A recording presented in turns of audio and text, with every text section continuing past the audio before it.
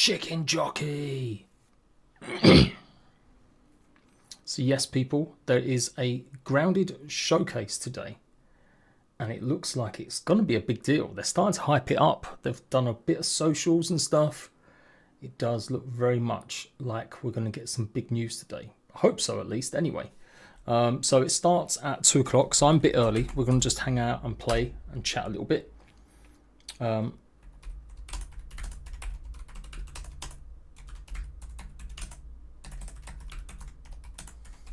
Hopefully there is a big reveal. If not, I feel debated, and you'll feel debated as well. But at least we'll feel debated together. I'm just doing some promo and shizzle, so bear with me.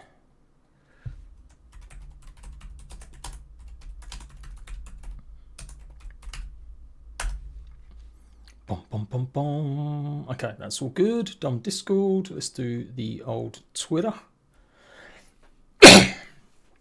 Barefoot Eel, hello. Very early, all the Americans. Apologise. You got your grits and your pancakes and everything else. You know, you ready? Are you ready for what potentially could be? Oh, excuse me, people. Coughing away. Coughing away. Need update when? Well, I still don't think the update's going to go live till like October. Early October, maybe end of September. But I guess we'll find out today, right? Bit of luck. 5 a.m. Oof. Oof. Oof. Oof. All right, let's get started. I'm expecting them to show a little trailer for the Axel update and maybe have a little chat about Grounded 2 and how we love the community, and we're going to carry on delivering updates for the community, and we're celebrating hitting 4 million players.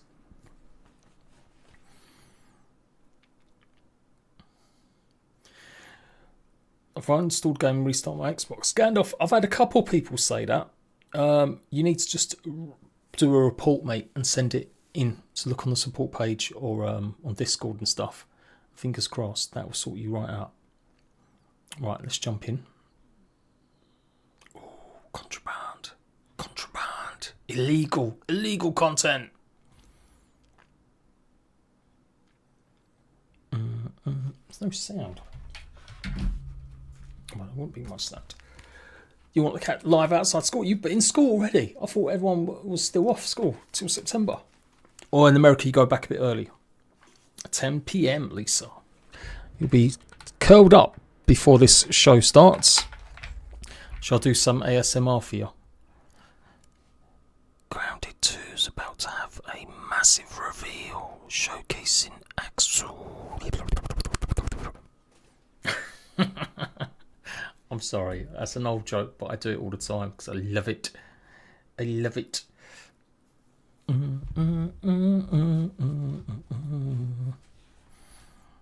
Hey, Dinky boy. What's going on, sunshine? What's going on? What's going on? About time I give you mod status, eh? Eh? Or hide user on this channel. Should we do that instead? Welcome to the Blue Wrench Club, son. There is, I think there's stuff going on now. We could just Xbox Gamescom.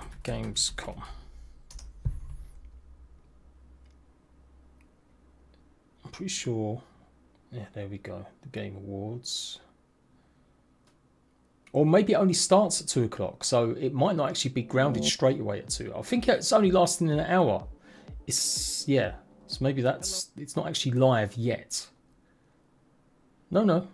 Oh, yeah. No, it's not live yet. So it will be live, upcoming at 2 o'clock, I'm guessing.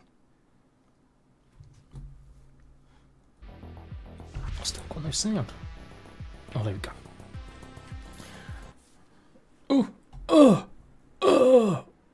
Oh, why does it want to know it's me? I've been hacked, people. I've been hacked.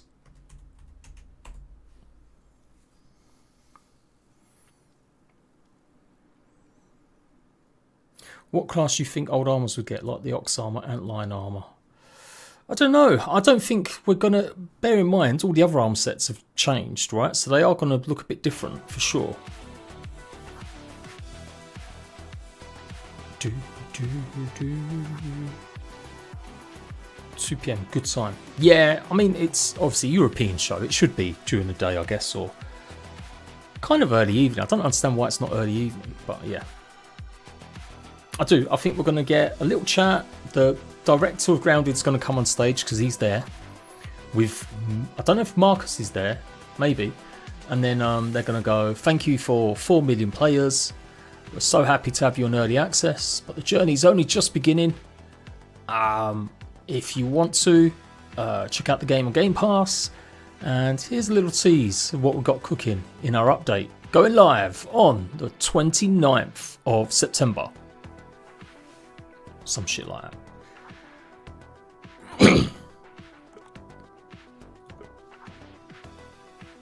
Now, I've also come to a conclusion that I've been doing I've got a 50 days video and I'm going to edit it into Let's Plays, but only for members because they just don't get views, people. So it can wreck stuff. And I don't normally care, but I feel like I'm in a good spot at the moment. And as much as I love doing Let's Plays, no one watches them, relatively, compared to any other content. But I will edit it into a 50 days.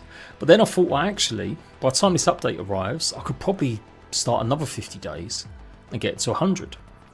And so at the moment I'm on 80 days, but this save is bad. This save is just filled with me just using mods, trying to cheese into places. I don't think it's going to make for a very entertaining 50 days. So what I am probably going to do, I'm going to roll back this save and do it at, day 50 and see how that transpires. And then we'll just do the second half of the update with it. Reason most don't watch? Just because there's better Let's Players out there. That's it. You know, there's faster, there's snappier, there's funnier. I'm Jade, for example, etc. I'm still a bit old school with my videos. I'm not like a mean kid. And I'm not someone that's going to just rattle it off. Although I've been doing recording like an hour and a half and condensing it down into 20 minutes. That's pretty good for me. I think they're going to just have him introduce it. He'll be on screen for like 2 minutes talking to Jeff Kylie, and then he'll be like, so tell us about Grounded 2. Whoa. Whoa.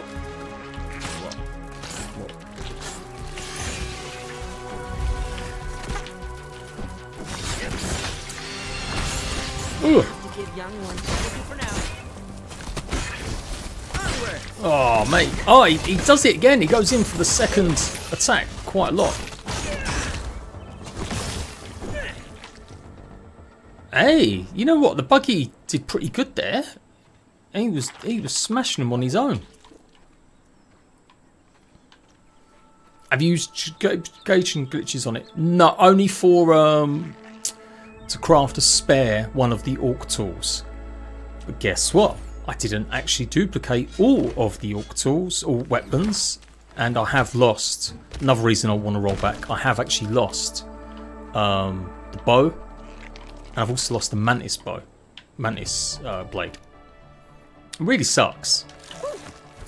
It might be lying around somewhere, but basically if your buggy's full of infantry and you mess around changing weapons, or basically you've got a two-handed weapon, it then just disappears. So it's really not good. So I don't hear anyone complaining about dupes. But yeah, that's why I would like to roll it back as well a little bit. But yeah, I didn't really do it more than that.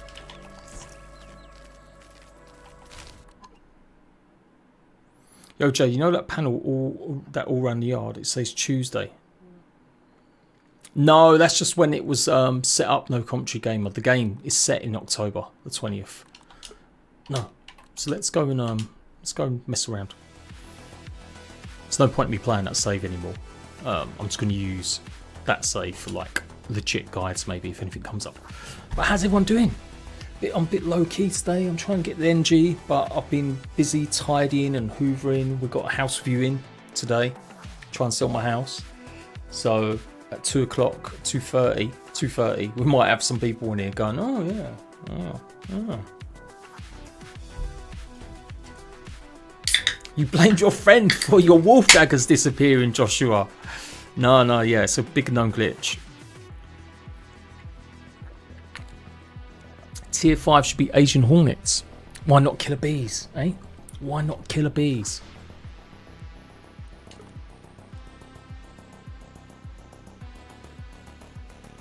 There is some interesting stuff. We could try getting into it.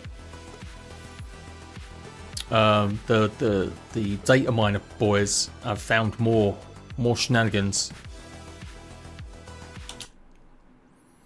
Should we go and see if we can explore a massive anthill, like one that stretches all across the backyard underground? Should we do that, people? Should we do that?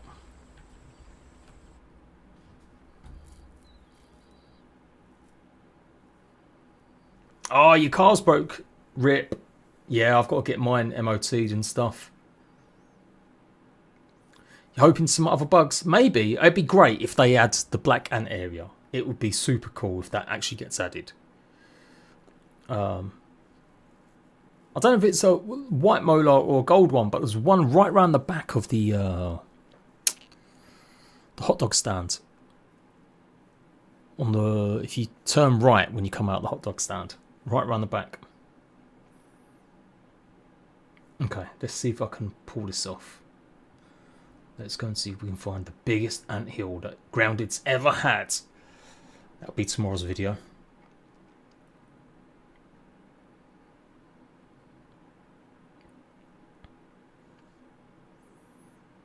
Yeah, that should be good enough. Ugh. Okay, cool. That's worked. Also, people, I'm begging you. Maybe monarch butterflies. Yeah, someone was really giving me shit because I said monarch butterflies might be in the game. And they're like, actually, monarch butterflies, they don't belong here. They only live in this region.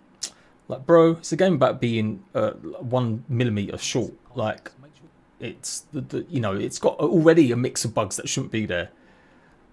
I think it'd be good to have a king monarch butterfly as the boss fight above the thingy. Also, people, I'm begging you. After the stream or now, go throw a like and a view to my, watch it actually later, my big mistakes video. It did terribly. Maybe because everyone else did a tips video in the last 2 days. I saw Dinky and Para doing one. And I just got mine out too late. But check it out, please. Help a rat bag out. Thank you. But watch it later. Watch it. Put it on in the background.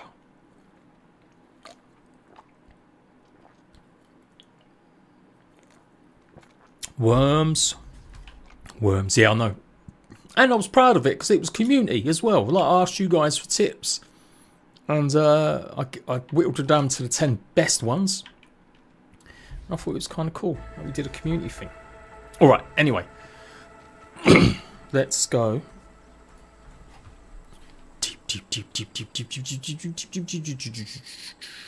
So apparently, there is a big ant tunnel, but I'm not too sure how it renders in.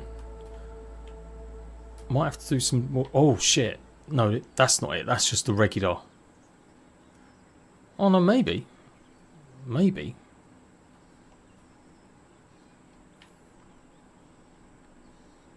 No, that's just the regular one. That's just the one we've gone in before. I'm pretty sure. Yeah, that's the regular anthill. But unless it was in like a different version. Oh, maybe. No, that's. Oh, there's a chest there. Bruh. There's a chest. Let's follow this one. This is just the anthill that's underneath the cart. You got to use mods to no clip like this. Got to get some mods in.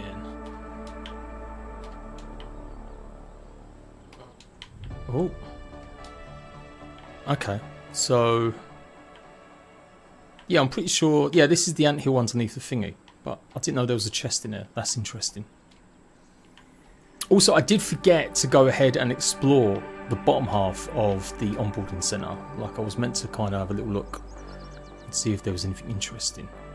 But I don't think there really is. I mean, well, yeah, if it's rendered, we could go and just like this and see some of these rooms. You can get to this place. This is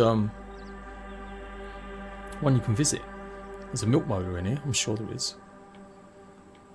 Oh, I thought there was. Maybe I'm tripping. Maybe I'm tripping. Yeah, no, you can't get into this one. Oh, that's weird. The black ants had a different texture in certain video. Remind me of the calm ants, but mixed between reddish black colour.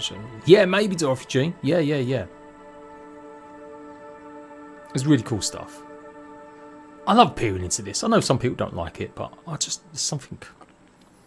You know what? It's a big part of my personality. Like, get the hankies ready, people. When I was a kid, we were poor, so I didn't really get much toys, gear, stuff ever, unless it was like second hand.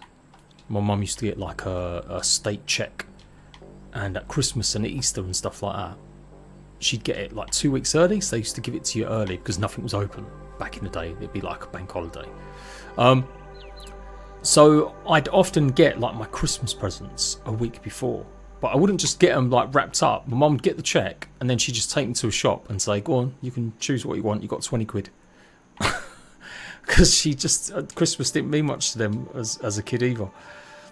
So literally, come Christmas Day, I'd have already opened all my presents. I literally had nothing on Christmas Day itself because I had them earlier. And that is why I'm such a little biatch with spoilers. I can't do it. Any film or show that I'm watching, I will often look it up to see what kind of spoilers there are. Okay, we're gonna have to check these pictures out. I'm sure he said there was a way into it from here. Same Easter eggs as well. My mum would get Easter eggs and we'd have them in the fridge or whatever. A couple of weeks before Easter, we'd always eat them. And then nothing on Easter Day. Absolutely nothing. Okay, that's the big one. I'm starting. I need to go and check these pictures. Maybe I've got to be right there. You can only actually see it when you're really rendered in. That's what happens with a lot of these places. They're not actually rendered until you go into it like properly. Okay, let's try that. Yeah, you're that guy who never wants to hear I was surprised. Yeah, I don't like surprises. Just give me now. On Christmas, you would say like 7-year-old boy on the tag. Yeah.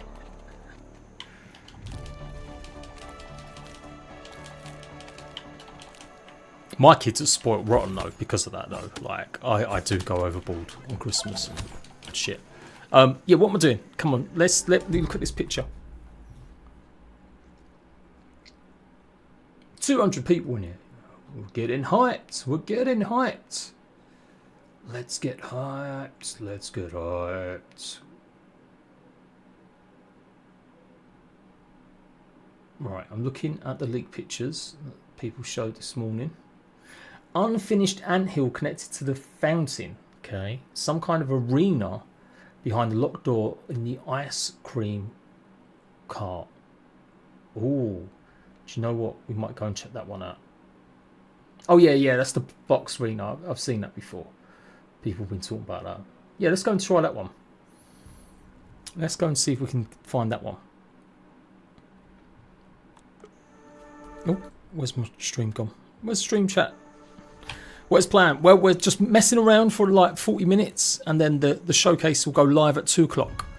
And then at 2 o'clock, we'll see what's happening. Big news. I'm hoping it'll be a release date. I'm hoping they're going to say, here's Axel, trailer. And then, bam. Releasing on 29th September. Science. Get enough of these, and they just hand you a PhD. Like, you say you respect the devs, they specifically asked you not to spoil stuff. Not really, Jay. They said don't put it in Discord. And end of the day, it is data mined stuff. It's not like it's I'm using like mad hacks. And yeah, sure, the devs might not like it, but I also kind of feel like it's done a pretty good job of hyping people up for following updates. Especially with a lot of people crying and complaining that there's not enough content in the game. There's always a balance. I'm trying to make sure that I'm not revealing everything, because man, I've got so much more I could have actually shown. But I'm trying to wait until the devs leak it. And the point being as well, devs have got to do better. This ain't their first rodeo. They're well experienced. The fact they've done this twice now for Grounded, left a bunch of shit in that they shouldn't have, that's on them. If they want to copyright strike anyone, they can. If they wanted to reach out to me and say, don't do it, I'd probably listen to them. But they haven't, not directly. They've just said simply they don't want it in Discord, they're changing the Discord channel. That's why I set mine up, because some people do like them. Every video I've done of leaks, I would say 95% of the people commenting are like hyped, excited for whatever's been shown. And you get like 2 or 3 comments saying, oh, boo.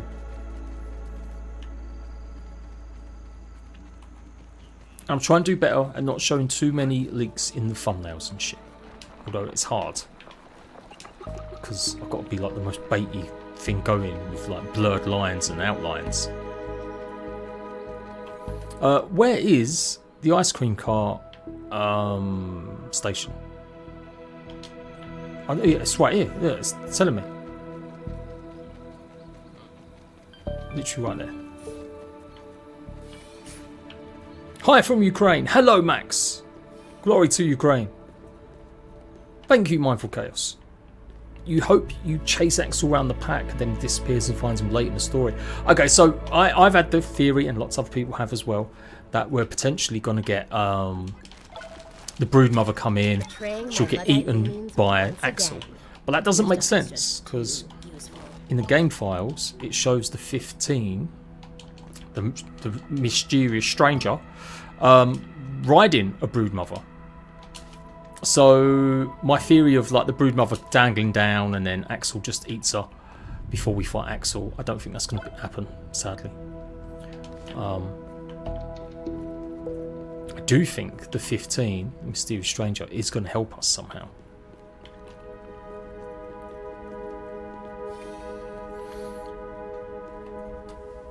We asked not to put in Discord, we figured you'd...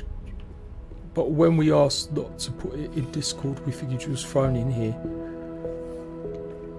Well, I don't know, Jay. It's hard, mate. It's hard. And the point being, if I don't do it, someone else is. And some people have. And they've totally gone on like, this is definitely coming to Grounded 2.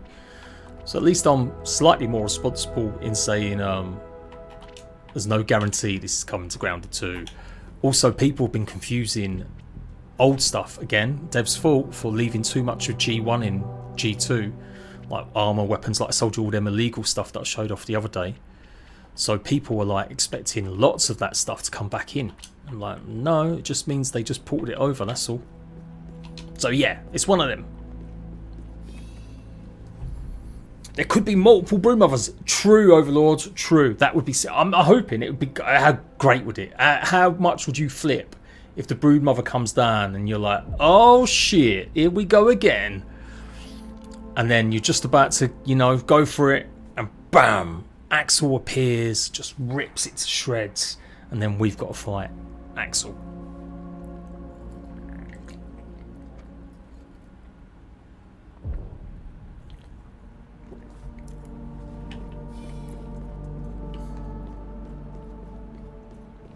So let's do the cheat then. I can go through. Oh, I can go through this way. Oh, there's no light though. God damn it. It's interesting. There's 4 different doors. So this is what we saw a bit earlier. So obviously enemies are going to come out. What's really puzzling me, and sorry people, I don't think I can really do much about the lighting. There's no I could download a mod to build anywhere. Shall I try doing that? And then that way we could actually run in here. But otherwise, it's just a room. It reminds me of the obviously Playgrounds mode in the sandbox, what you had in Grounded 1. But it's a big ass fan, isn't it? That is a big old fan. It's right below the ground there as well. It's not too far off at all. I might even be able to get into it by glitching into that dirt pile, you know. Should we try that? Might as well. Just killing time, people. We've got like another 35 minutes. So you go off and get your lunch if you want. Come back. Somewhere the burgle fixing parts are. Or maybe, so you go into one of these, we find these parts. I don't know though, because, well, I suppose they are Omnant laboratories, and we know V has been using lots of the Omnant stuff. It was here, wasn't it? Let's see if we can do it. Also, let's sleep, because it would be nicer for everyone. Right. Boom, boom, boom. Release your game, Doodle.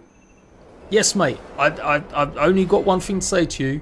Maybe change it and don't tell people it's going to take 5 years to produce. Just say it's a process that may take long, as I am a solo dev.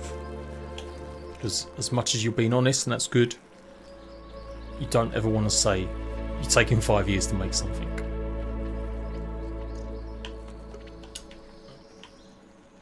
Here we go again. Oh shit. Here for another 20 minutes. Me doing this. Oh yeah. Oh yeah. Oh yeah. Oh.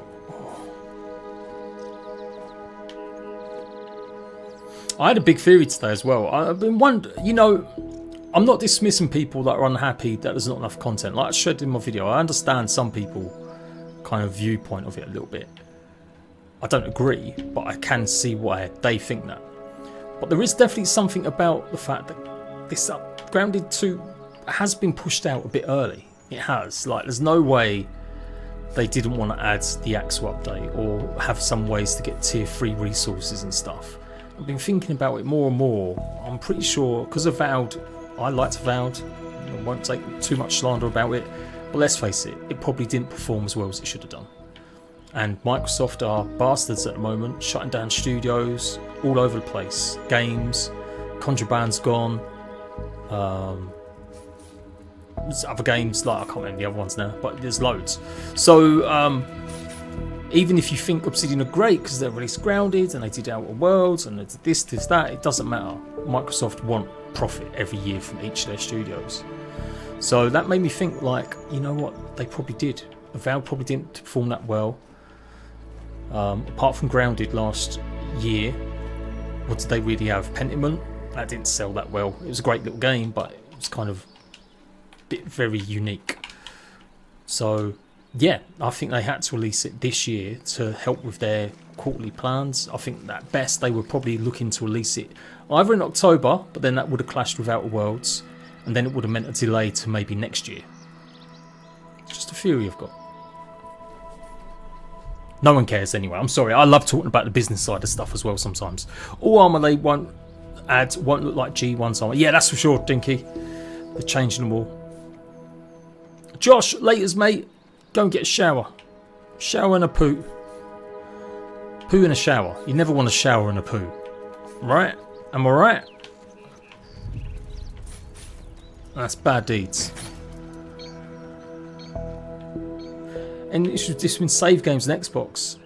Load up Ground and re-sign once the game and they will appear. Oh really, Christy? That's a useful tip. I'll borrow that one. So if your game saves are disappearing, log out of your account, log back in, and fingers crossed they might be there again. I do know I've been like promoting the one where you should delete your saves. That's apparently another one. That's apparently good. You're meant to only have 10 saves. So if you're having performance issues, like just game's buggy, get it, really bad, then make sure you delete a bunch of saves.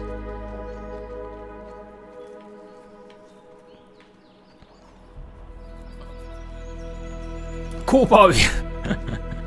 No, I do. I like hearing that. I like hearing games that are doing well. I want my games I'm covering to do big numbers, right? Because it means there's interest for us to make content on. That's the bottom line. And that's the truth. Oh, no. Not having much luck here. You know what? We've seen it anyway. What is it? It's just an arena. Let's see if we can find more from these things. Destroy target, not work. Oh, I don't think so. I might delete all the grounds. Like, I haven't really messed around with commands. I saw everyone else saying that they weren't working. So I was just like, okay, cool. I won't bother.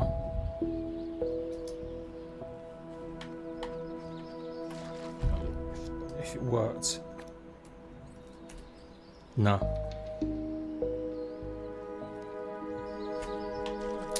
This is just a Unreal Unlocker. And that's it. There's no Wii mod or anything. Don't ever pay for them things, people. You can use mods and stuff.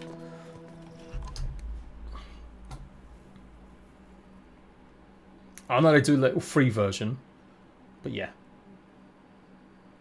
Right, I'm going to show you what we've been looking at then, since we might not be able to get it, because shout out to Jace. He showed off a bunch of stuff.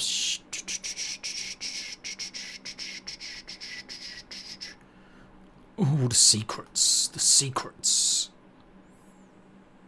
Here we go. So he able to put his chair because he's got the mod which allows you to build anywhere. I had to do it twice.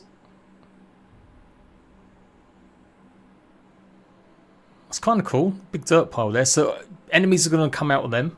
I think, what if it's a training room? I really like the way they do it.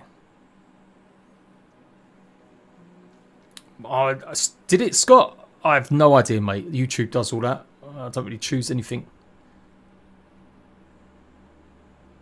No, you're not late. We've got half hour still. Half hour. That's pretty cool, no? And then apparently, oh, there's so much. In a perfect world, I wouldn't do leaks, but the demand is there. Like, my leak videos are my most popular. Oh, scorpion den. Let's see what Jace has found. Anything interesting out here? So there's a treasure there. Okay, little tunnel. So you can't access this tunnel, not yet anyway. Potentially. It's going to go inside. Yeah, oh, that's good. YouTube doing good stuff. Oh, a cup of tea. Yeah, I would murder a cup of tea right now. Okay. Yeah, it's a little tunnel. There's apparently a scorpion spawning in it and stuff. It very cut and copy. I've seen that same leaf overreaching to another area like 3 times now in some of the ant hills and stuff.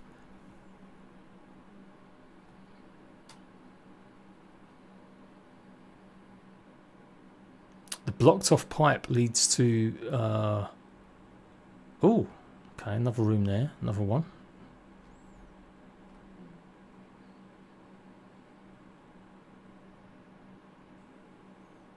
Got another lab. Let's take a look. Scorpion boss, maybe? Maybe. Come and join my Discord and have a sneak peek in the Leech channel. That's the other thing as well. Anything on the roadmap, I repeat this a lot, just so people understand. But anything on the roadmap is fair game to me.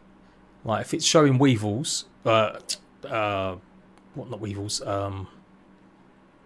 earwigs, then if I get a chance to show the earwigs off early, I will. Because we know that's coming, so it's not a spoiler. It's on the roadmap, it's public knowledge.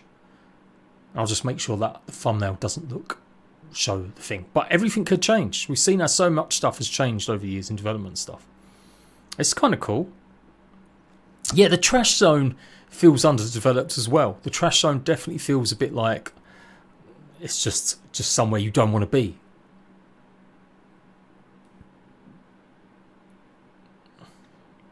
You found 4 potential boss arenas. You got inside the food truck. Yeah, kaboom. There's nothing there, is there, though? Like, we showed it off the other day. And there was just literally that big mount of fluff at the bottom. I was kind of hoping there'd be more stuff going on up top. Right. starts underneath the oak tree and spans all the way to the ice cream cart, trash can and billy dog cart. As far as I can tell, it's not possible to position characters in such a way that you can render the entire thing at once. Right. Now it says the Antry Anthill. But is that not just the Antry Anthill that we've just explored? Oh no, it does look much bigger though, doesn't it? That's crazy. So I had a theory that maybe we could have like an underground tunnel system. So you get on your buggy and you can just go from A to B underground and not have to worry about bugs up top and stuff.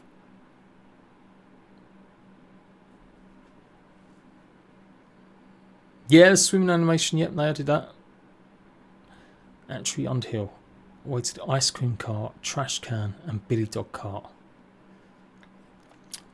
I should have asked for more details about that one. But nevertheless, good stuff, good stuffs. What? What's that, bro? Oh, that's the park. Yeah. We've seen that before.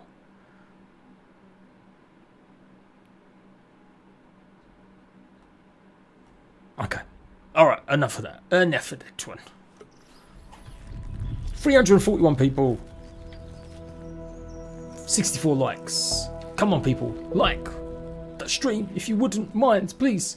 I got a donation or something. £1.48. I'm so sorry. I did not see it. Justin. Thank you very much for the $1.99. Are we getting sticky bratwurst soon? They're in the game. You've not seen them, Justin.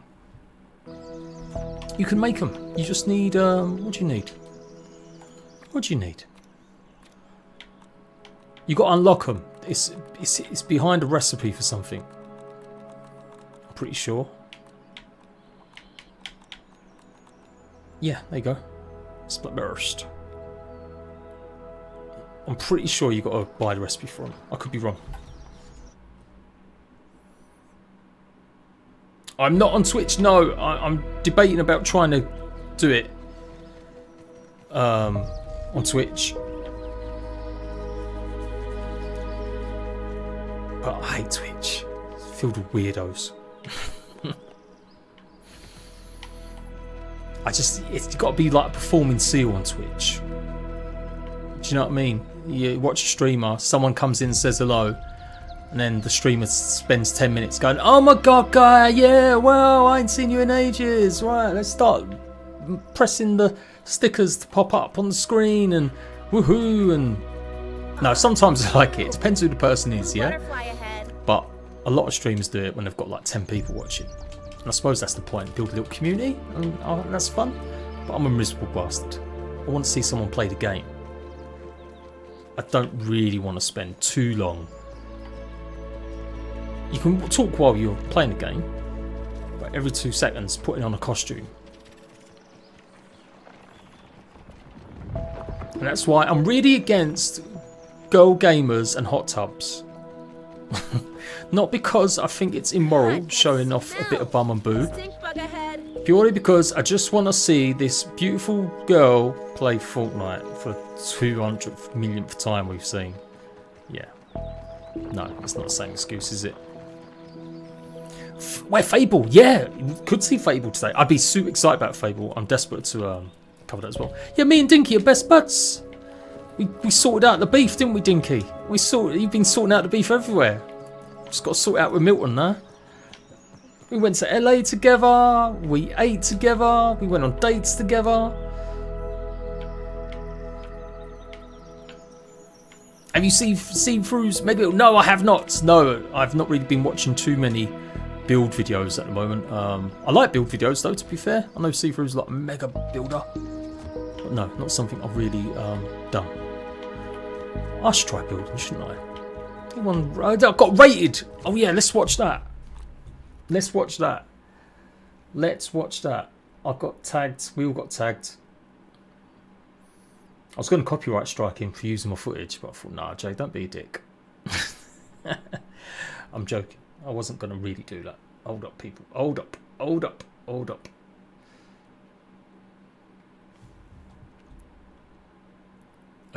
RCSU. Never heard of him before, can't lie. But he's been playing Grounded a while, apparently. So fair play to him. You know what? I quite like his thumbnails. He's been around ages. Ooh, why have I never seen him? It's the first time I'm ever seeing this dude. Really. Like, I didn't look at his videos and stuff. He did some Grounded guides and stuff. Yeah.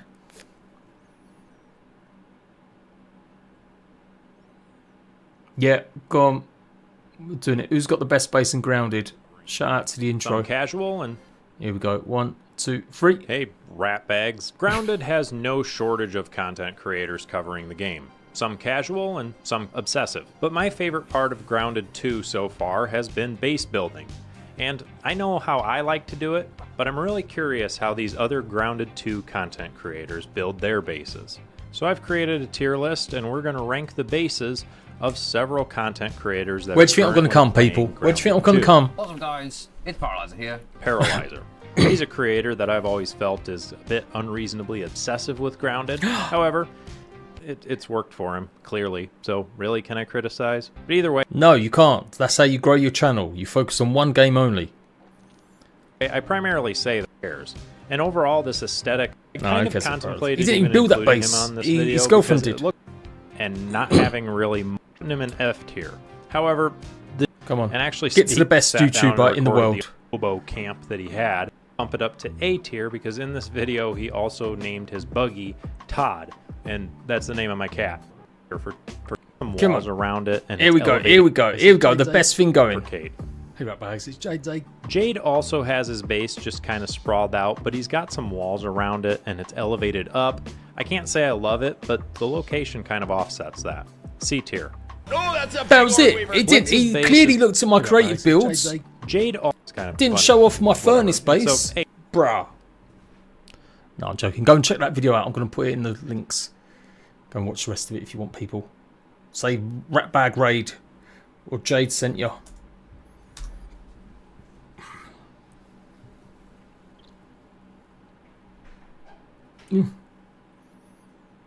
Okay. 18 minutes. 18 minutes to go. So it's either when I die or load into any save. It moves to active. Yeah, everyone's got that, Caleb. That one. So shall I rattle them off? Mutations keep getting locked off. You have to keep going back into them and turn them on. Weapons sometimes disappear if you've got a full inventory and you're basically got a two-handed weapon. You jump on your bug. Someone did say though that if you go ahead and send your buggy back to nest and then call it back, you might have a chance of finding it. That one about the saves, keep your game saves below 10 saves, people. Don't have it more than that because you won't be able to, it affects performance and stuff. The losing buggies, they should log out, then just log back in and call the buggy and it should appear. Hopefully it should appear. This felt strange. I know it's like maybe meant to signify the scorpion sort of spawn, but I did think this was a bit odd.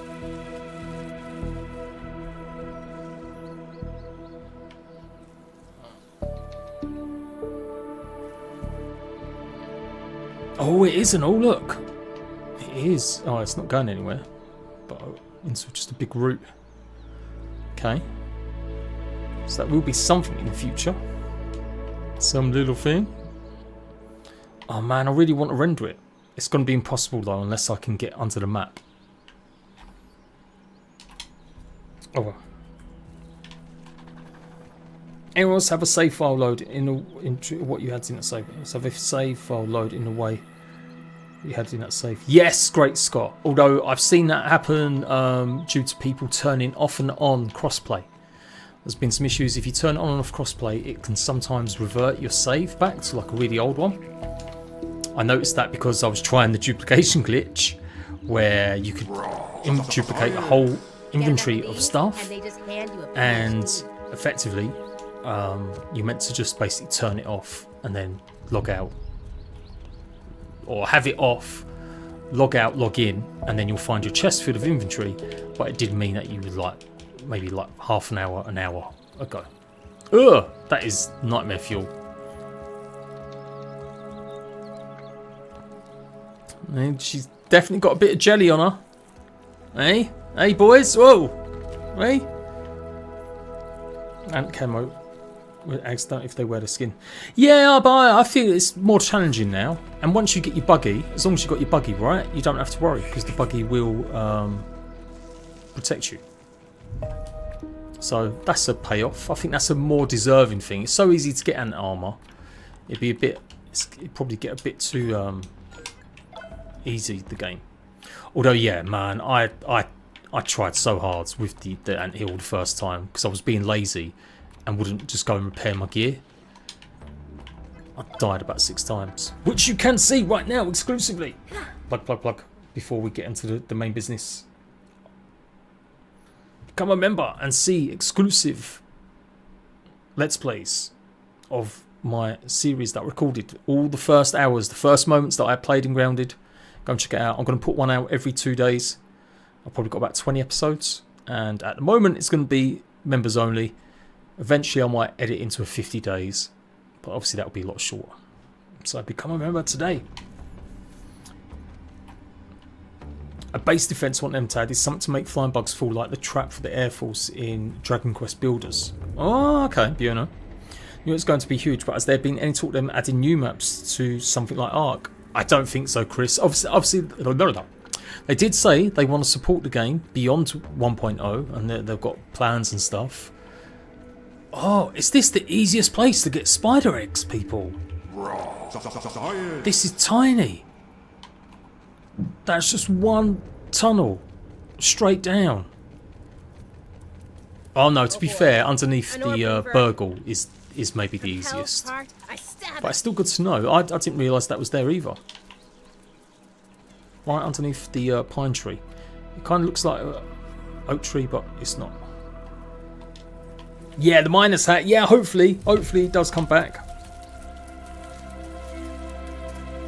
Oh, don't worry, the TikTok's an auto thing. TikTok's weird at the moment. I'm getting some weirdos harass me on TikTok. Like making multiple burner accounts to just send me nonsense. Also, be warned, people, in Discord, we've had a fake Jade trying to say that you've won a prize or a competition or something. So be very aware. I will never DM anyone, like, for anything unless you've said something to me on Discord and I've said, oh, okay, can I DM you? You ever see anything from me, just assume it's fake. And check, the guy was using .Jade, so people weren't realising, but he stole my picture from TikTok and he's basically trying to hack people's computers and stuff. So we banned him and stuff, but yeah, look out for that one. If you ever get any messages, it's not from me. I don't message anyone on socials. You can always double check with me by messaging me yourself if you want on socials or on Discord. But yeah, be warned. It'd be nice if, I think, Def, that's a good idea. I know people don't want it to be too much like Ark, but I think it'd be great if some of the buggies had some differences. It would keep you wanting to get more. And that is a real time filler. Do you know if they had this now, where you could just keep trying to get better buggies, or one with the stats you want, that would have kept people so much busier. Like, it's weird they didn't really add it. Or shinies, like I keep calling them shinies, but like just rarer coloured ones. Like you've got a chance of hatching a pure like, well, I guess not a fire red ant, but like maybe an albino ant. It's all just white. Someone else said that about albino pets.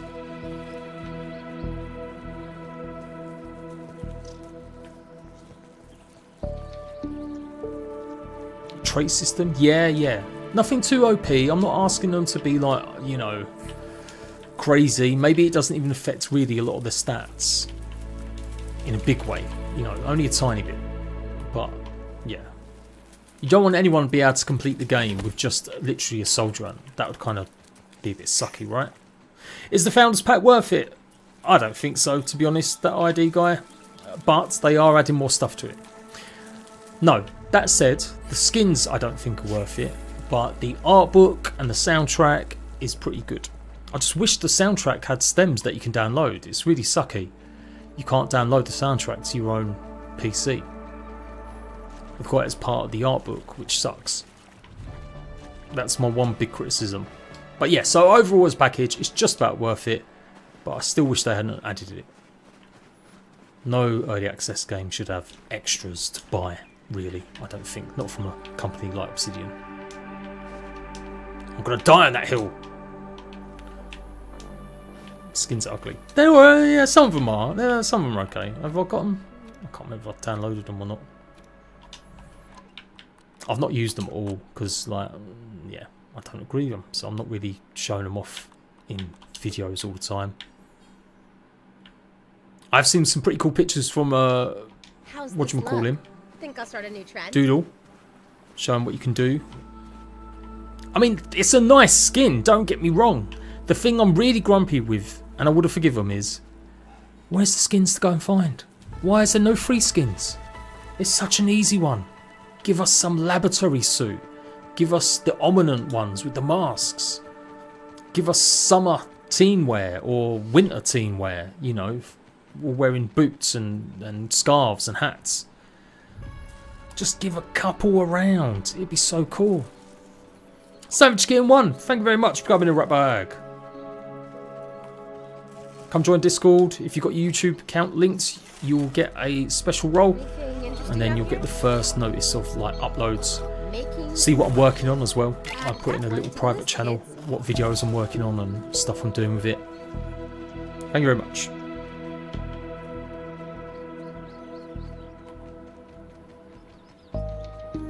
Yeah, it's just madness to me that they didn't add a skin. Like, because one of the big things that everyone wanted in Grounded 1 was customization. It was always the thing. Now, we don't really want to change the kids' faces and stuff because they are a core part of the story. But you could have changed their hairstyles. We could have dyed some more of our clothes. Could have changed the backpacks. That's the normal one that everyone says. And I know you don't see a lot of it under the armour, but with the transmorg system like this, you would. So they went and made something that everyone wanted. A feature you could only get by paying for, even if it is only 4 skins. It's just such a... it's a brain dead move. Sorry, Obsidian. You guys know I love you, but why would you do that? Why would you not add it? So I'm hoping that feedback's got to them. I've said it as many times as I can. Add some fucking free skins. And then I will promote the shit out of your Founders Pack. I will buy more skin packs. Imagine if they start doing like Battletoad skins in the future. Or Goonies skins. I'm trying to think like 80s and 90s movies. You know. They could do all sorts. Power Ranger skins in the future. Pay $5, $10, get the skins. I'd support that all day long. Yeah, change the look of the buggies. And change. Yeah, that would be sick.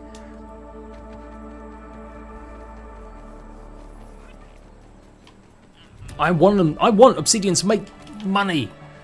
Just not when the feature isn't actually in the game for anyone else. And it's still early access. Max with dreads? Yeah, why not? Yeah, I'm trying to think like 90s. Cornrows were like coming into it a bit. There was still quite a lot of fades though. Typical sort of cut.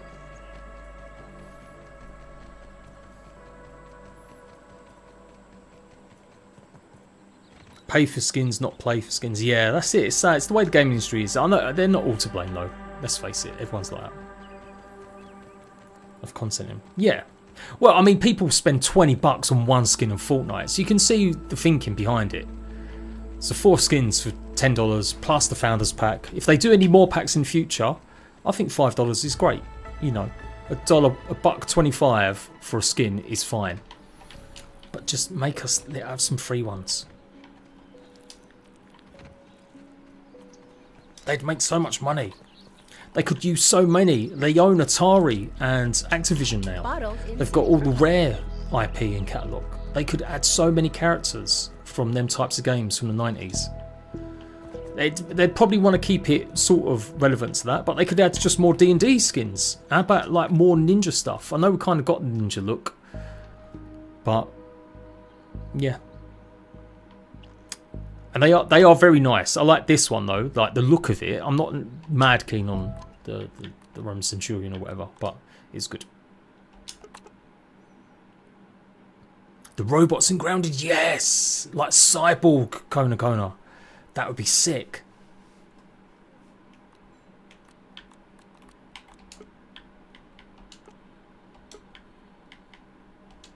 Yeah, the Rogue is terrible. This one is bad. Function over fashion. This one is just... It's like your mum's, your grand's scarf has been put around her head. I'm not a big fan. It should have been more of a ninja cow. It's not like the all-weaver armours, the spider armours, but just a little bit more loose and a bit more big, maybe like a proper hood. I don't know, or a proper ninja. Just make it like really ninja. But I know that's maybe not Rogue. I don't know. I'm not a D&D nerd. The man is funny, especially as I said because Doodle's been doing some great pictures. The eyes and everything, although the colours seem a bit off. They don't actually seem like, I don't know, it seems a bit muted.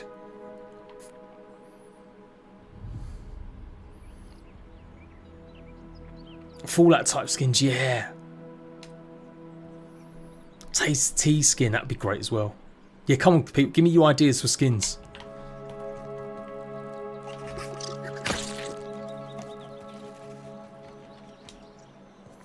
Yeah, imagine that. So you kill 1,000 ants and you get a special ant skin for your buggy. Or, yeah, I've been thinking about that upgrades as well. What if you could upgrade your buggy stats by doing challenges? So kill 1,000, not 1,000, but maybe kill like 300 creatures while riding your buggy. Travel 1,000 meters riding your buggy. Perform 100 jumps, I don't know, something like that. Wouldn't that be a great way to... Maybe that will happen with the mutations. We know we're getting bug mutations, right? So maybe that's what they're going to end up doing. It will be similar to how it is now. You want a bug mutation? Go a bit faster? Cool. Make him exhausted 2,000 times. Aphid onesie, Weevil onesie, Bee onesie. Yes, Stinky. You're not just a pretty face. He-Man character skins. Yeah, they could maybe reach a licensing deal. See, some of the stuff though would have to be... Yeah, I suppose they've done sort of stuff with others as well, right? They've had crossovers in Halo and they've put Halo into Fortnite. I'm sure they could spend a few bucks on something like a Teenage Mutant Ninja Turtles. It's good. Alright, it's going to start in 3 minutes. I'm going to go for a Jimmy Riddle, which means I'm going for a piddle, which means I'm going for a little P. Let's see if we can find the Gamescom. Gamescom.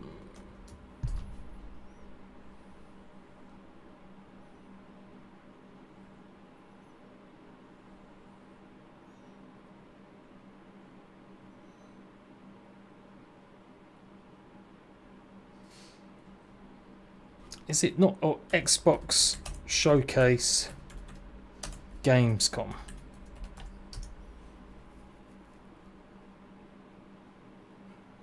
How to watch the Xbox Showcase at Gamescom. Yeah, just give me the freaking link. There we go. Okay, it's starting in a minute.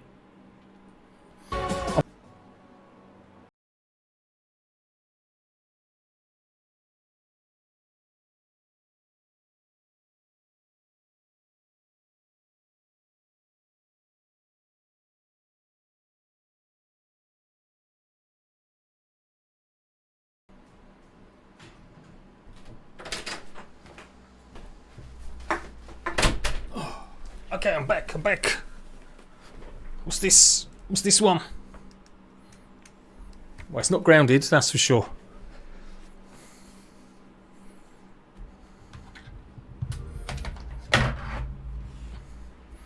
Oh, Cologne. I want to go Cologne. I was trying to angle to go there. Someone invited me, but then they never got back to me as a studio. Maybe next year?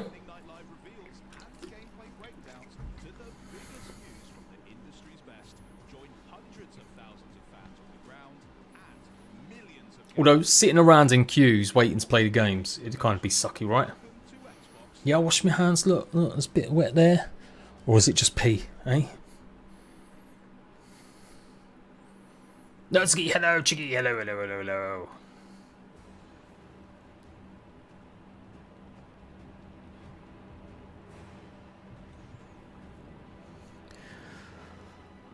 This is the Xbox showcase, yeah? Okay.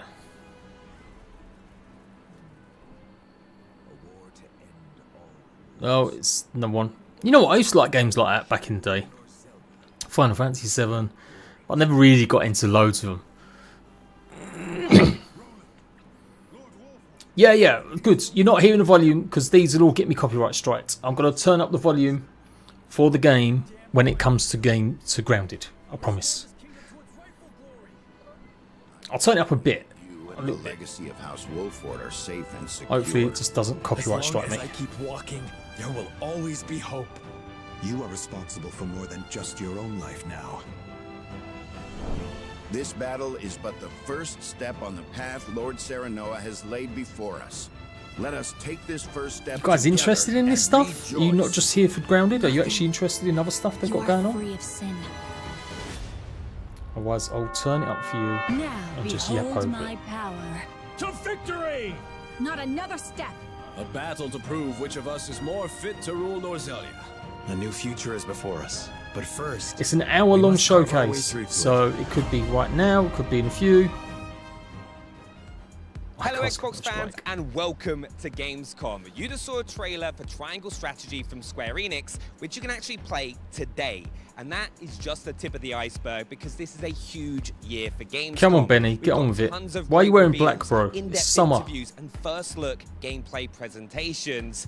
I'm Benny from the Xbox On team, and we're going to make sure that you're getting wall-to-wall coverage. This is kind of all low-key event long, so you don't miss showcase. out on a I thought it'd be single like thing. on stage. First, let's head inside and catch We're up definitely on getting a all trailer those for big Grounded. reveals from opening night live. Yeah, remember the live stream, people. Thanks so much, Benny. Charlie and Bex here, and I am thrilled to be in Cologne, Germany for Gamescom 2025, holding down the Xbox booth at the biggest gaming convention in the world. There is a ton of amazing stuff packed in the next 2 days, and we finally get to see gameplay for some of the year's most anticipated titles. Yada, yada, and yada, catch a glimpse yada, of gaming's la, future ba. in the form of fresh Anyone reveals been to a and games surprise show drops. like Just PAX today, or Charlie, we've got TwitchCon a or full demo of any of them Dying kinds Light of the things? Beast, tons of new info on Keeper from Double Fine, a custom controller giveaway, what's next for World of Warcraft and Call of Duty. Yeah, the intro one. I want to cover it. Starring a I was going to certain cover it, but I ain't had roguish time. archaeologist with a whip. Also, And the that's just some of the stuff I was allowed to tease. it was last night, weren't it? I was trying to chill out last night. But first up, let's go hands-on with the ROG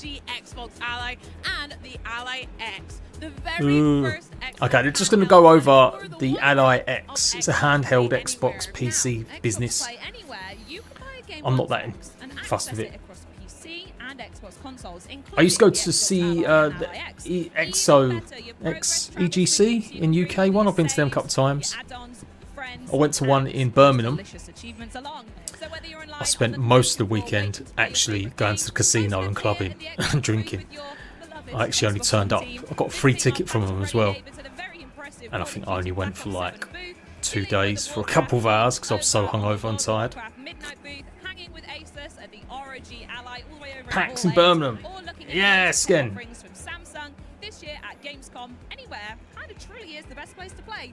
But right now, what we're You're going to do buy is it. You're going to just get recap something like the what handheld Xbox stuff. revealed last night at the opening Well, Steam Deck is better, but conference. You ready? it's kind of going to be not limited, but they're not going to make any more Steam Decks, from what I've been told. I'm kind of interested in Outer Worlds. I'm going to cover this on my main channel, people. It's another Obsidian game. So, yeah. Anniversary edition also got announced, and they also revealed a release date, so you can start organising your troops on November 4th. Market. We also found out about the Brandon massive literally new says it in the Indiana title, mate. Jones and the Great Circle expansion. You made it clear. Continuing Indy's investigation of the ancient I hope so, order of Cook Shrimp. giants. Ancient Rome's biggest secret. What do you want to see, people? You tell me. For that one. Axel in the flesh, some new bugs, a release date, a cozy nice little chat with the devs. New trailer for as well. And according to Team Ninja Bags, they have a secret ulterior motive that will really shake up the story when it drops in October. This is the Grounded Showcase, but it's part of the Xbox Showcase, so it could be any time next hour. Truly immersive look at Call of Duty Black Ops 7 releasing November 14th. Yes, the new game's got Boo, twisted COD. environments, a campaign Man, that they need to supports put that down. 4-player co-op, It's just zombies, same old Dead Ops shizzle. Arcade, and even a new mode called Endgame to keep your squad busy for years to come. Really impressive stuff, that. So good. We also saw Blizzard storm through with the gorgeous and never before seen cinematic intro for the World of Warcraft. World of Warcraft, that's Midnight, another one. the Never got ancient into. home of the Blood Elves is Never been a under PC threat. gamer, They'll need to really. tap into the power of the sacred Totally missed out on them. Keep those shadows at bay in 2026. Tier 3 Plus, tools. today we'll have Here we go. deeper Nice. looks at It's right titles now. that were shown at opening night live, like Keeper, Dying Light the Beast, and Lego Voyagers. And in a few hours, this very broadcast will play host to a special edition of the official Call of Duty podcast. But to get the party started, here comes all the latest details on the Xbox Ally, which has been so hotly anticipated After this. ever since it was announced at the Xbox Game Let's go. Showcase. The vision around Xbox has really Uncle transformed Phil. over the years of people playing on multiple devices, people playing anywhere. We know what players want. They want to game on their own terms. This was a #1 request from our fans. We're working in close partnership with Asus on a brand new handheld Called the Xbox Ally and the Xbox Ally. I just took down your first Black Widow and Grounded. Green Dino, Ranger, I think. Thank you very much for the Australian $2. Good luck to you, sir. It feels like we're finally hitting an inflection point now where I'm able to take the game. Yeah, I've got Steam Deck. It's okay. It plays okay. But unless you can play PC games on this, I don't know. You'd have to be a real Xbox fanboy just to buy this if it's only playing Xbox. I do think you can install other systems on it though. 720p, while the Xbox Ally X targets 1080p. Most titles will perform between 30 frames per second and 60 frames per second, but certain games have the potential to hit up to 120 frames per second. As frame rates rise and fall, variable refresh rate or VRR will deliver a consistent and fluid. Just want a game from your sofa. Oh, I missed that. I haven't played a game on my sofa in like 8 years. I'm thinking about Gears of War, covering that on my other channel as well, just for some fun streams. The new remaster. But yeah, I'm going to cover Outer Worlds and Fable. They'll probably be on my main channel. So make sure you go and subscribe to my older channel, people. I'm nearly close to 200,000 subs. Is as easy and effortless as possible. Games that run at 30 frames per second or above will get a should perform well on this device tag. Games that hit 60 frames per second or above will carry a should perform great on this device tag. Games that haven't been tested. No, not missed anything, Josh, but it's coming up. It's going to be next. We're nearly at 500 views, 122 likes. Come on, let's get that up to 200 people. Oh, they're not going to show Axel in the flesh. It's going to be like a shadowy tease. Maybe. Imagine if it does show a bit of a broodmother though, and everyone's like, but they said bosses weren't returning. Well, it's not a boss if it's not a boss. Do you know? If it's like 4 of them roaming around the map.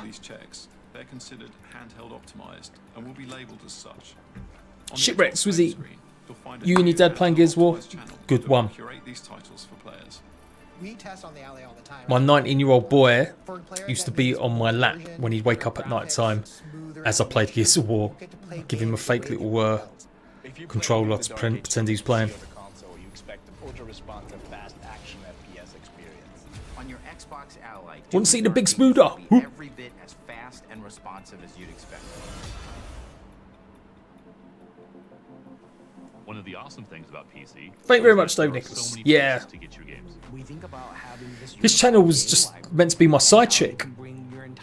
But over the last 3 years, it's done better than my main. Because I'm only concentrating really on 1 or 2 games. The Xbox app automatically finds them and will show them in your game library. And right on the Xbox home screen, under most recently played. Whoop whoop. GG Doodle, GG. Man, they just showed off the Broomer, then it just fades to black and you hear the screams of Axel, then Broomer screaming in pain. Oh, that'd be sick, Josh. It's a PC native game, you're going to be able to play it right there. If it's a console-only game, you're going to be able to stream it from the cloud. If you're down in your basement and you want to stream direct from your console that you've got upstairs, you're going to be able to do it. I'm able to continue to experience the worlds and characters that I love anywhere that I want to play. This is going to be about $900, $800. Could go with you everywhere.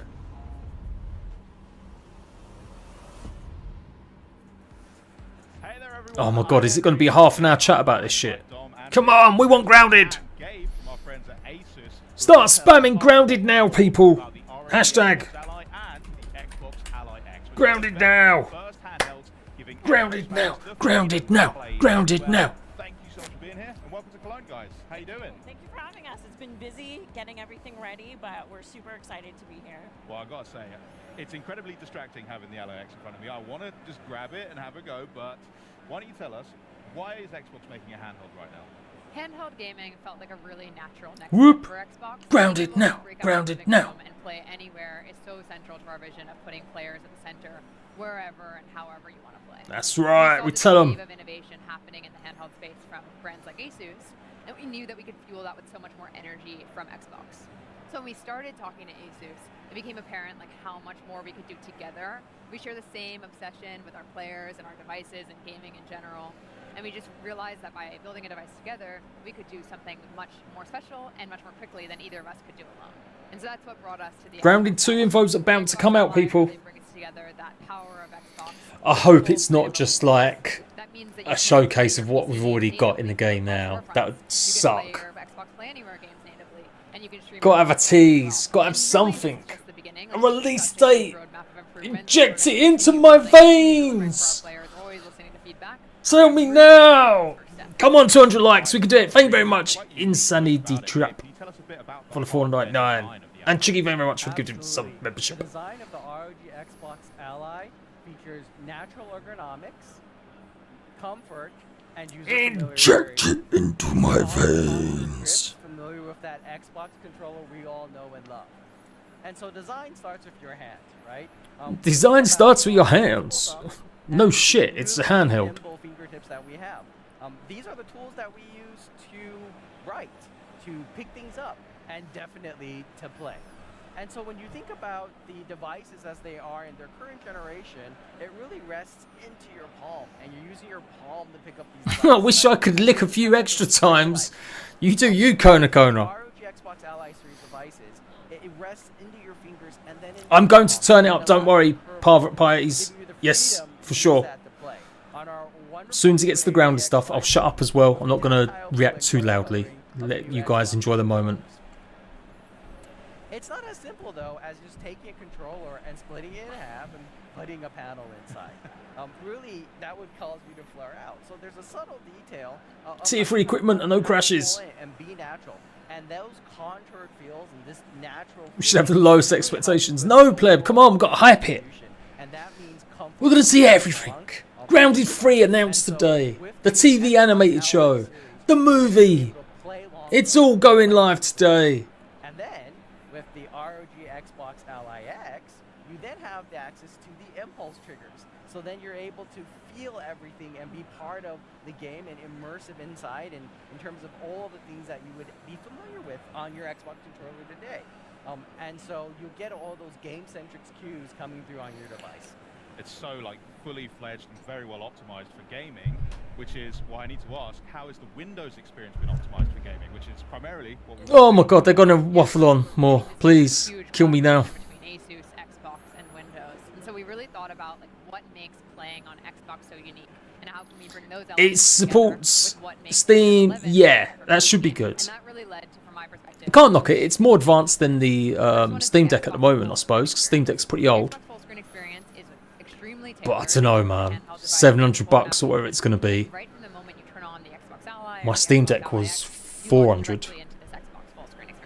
But what's even more interesting about what's happening here is not just the experience itself, but what's not happening. My biggest waste of space console I've ever bought has been the PlayStation 5. I've used it for a couple games because they're exclusive on there, but it just sits there. I've got 2 of them as well, a digital one, because it's kind of broke. It's the biggest waste of money ever.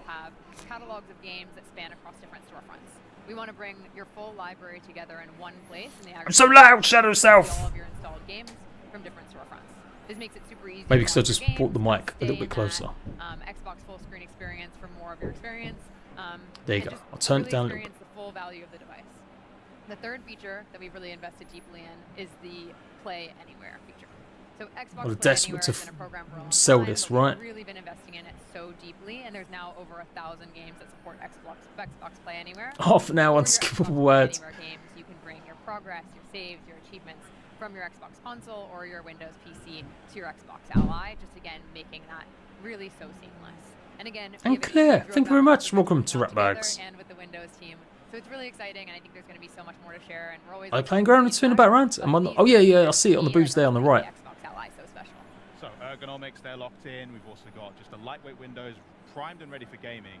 Gabe, tell us How about badly would you want to get a pair of scissors and just chop off his ponytail? really make games shine. Absolutely. We're really pushing the boundaries of silicon with this device. Efficiency is the Xbox Ally superpower. These class of processors are Give us specifically Grounded for now. handhelds. I'm super excited to talk about what's in the Xbox Ally X. It hosts the Ryzen AI Z2 Extreme. We've taken the best performing. Oh, no one cares about the freaking chip. That means you're ready for new frontiers. Just in tell people the mobile price. gaming. Tell them they can play COD and Halo on it and Stardew Valley. Job done. For the normal Xbox Ally, we have the Z2A. I'm excited about the next Xbox though. They're saying it's going to have Steam enabled, so you will be able to play Steam survival games and stuff on your Xbox. And so for that part, I would say we also Jade has some anger towards Bonetails. I do prop customs, I do. fluid motion frames bring smoothness and additional frames to allow you to enjoy that wonderful gameplay that's available for thousands of games and only on Windows.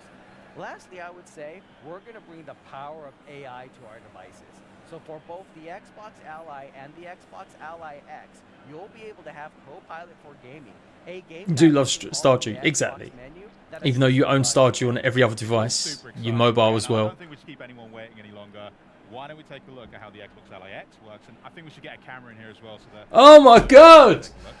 This is bullshit! Yeah, so one thing that's great is there's a fingerprint reader on the power Mother button. truckers! I didn't realise this was just an ad. Windows to help add gameplay. They should be paying me for showing this ad.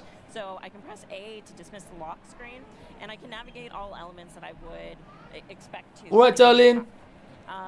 One of the features I really love. Yeah, I'm is working. Gamepad indicators. I'll see you in a in minute. pad, so if you're familiar with them on console, Yes, yeah. you'll be able to enter your PIN or have your own kind of combination that you would have to put in your password quickly. You can also use directional navigation. So my daughter saying hello through the door. Players of how they want to get into their gaming session. Cool. So I'm not going to peek at your pin, don't worry. No one's Yeah, going to you look can like enter what the that, pin that's is. your device. I'll get my own later, don't worry. Yeah. Yeah.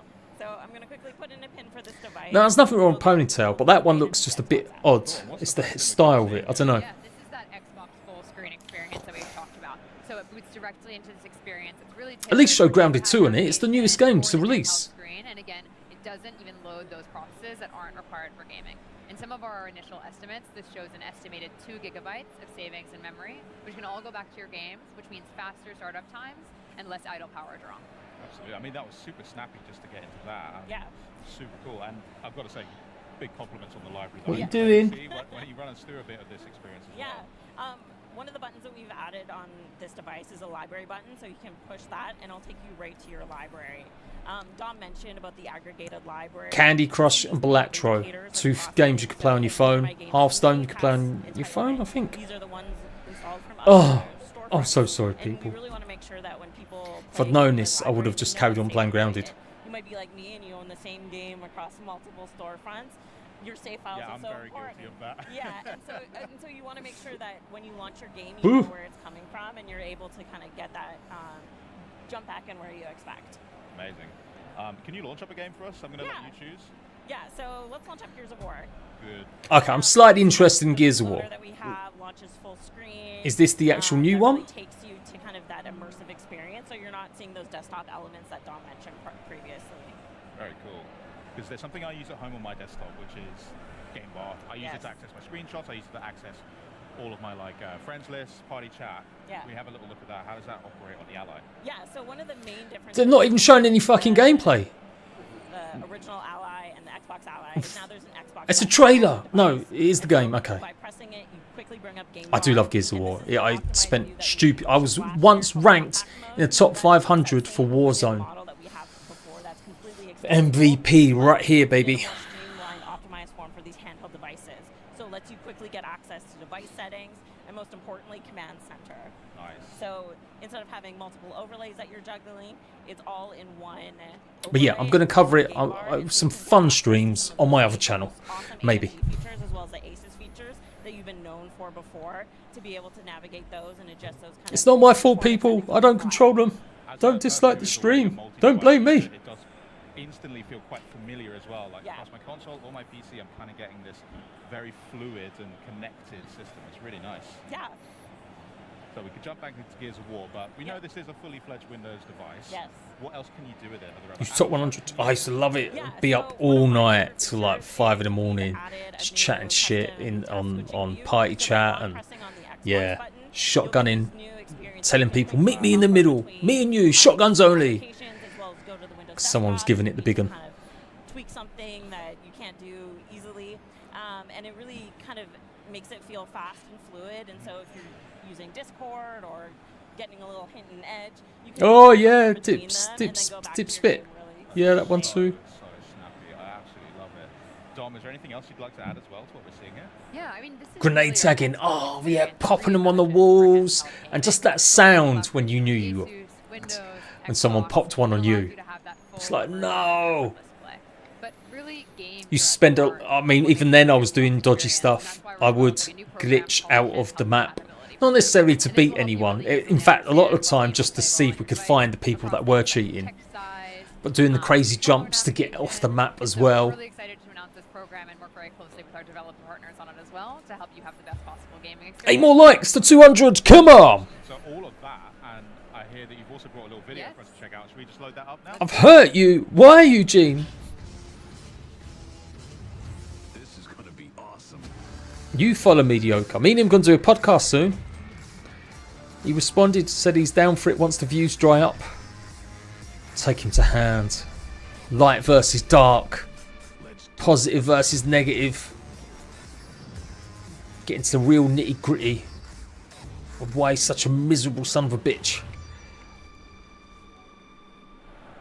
Robbie! Seen what the Xbox Ally and the Xbox Ally X can do. I bet you want to know when you can get your own one, huh? Well, Brianna, if I ask really nicely... Oh my god! These people will hate them. It's so cheesy and just like... It's why I could never be one of them streamers. Oh, so soon. That said, if they want to send me a ROG Ally to test, I'll be totally down to have one Xbox. Anyone's watching. But coming up next, stick around for the latest on Rogue, Prince of Persia, and so much more as 2025 continues.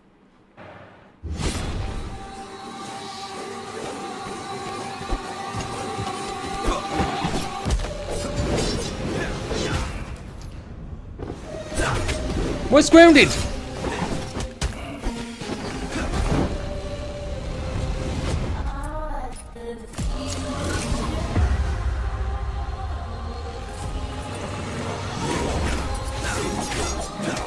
I'm turning it down. I'm going to end up getting copyrighted. We don't want the handheld.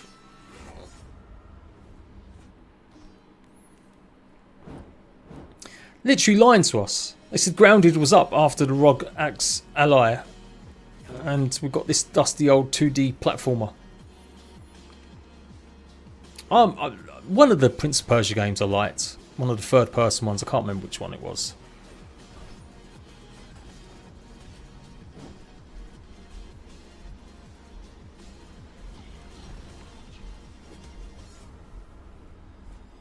I hate selling that. Speaking of selling stuff, thanks for the sponsor of this video. That's alright.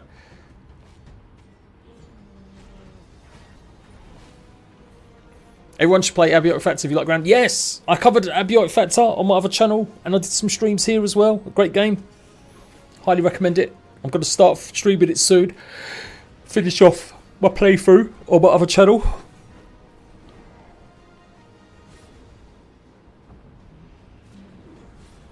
Some of the art style for this is cool, but I don't know. The main character just looks like I could have drawn it. No. You might think that the Rogue Prince of Persia is just another 2D action roguelike, and you'd be wrong. Yes, we have plenty of... I thought it was like literally just that trailer it's going to finish. But what makes it different? I'm going to tell you. This is 2D parkour in full flow.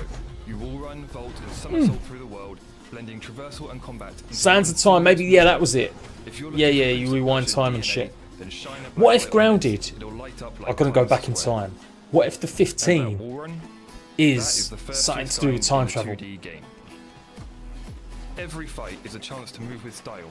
You're not just swinging a sword. First game I ever played, I want to say Spider-Man on Commodore 64. My friends had a Commodore 64. I used to go around their house, spend half an hour waiting for it to load up, and then play. Ninja. This is acrobatic and environmental combat that rewards maybe Batman and Robin. Damn good doing it. The story holds more surprises. The prince must live the same day over and over, searching for a way to stop an enemy invasion that his actions have triggered. Yeah, I don't mind 2D games. Each run, some of them are good. How to save key characters and family members. Core Keeper's amazing. Love that game.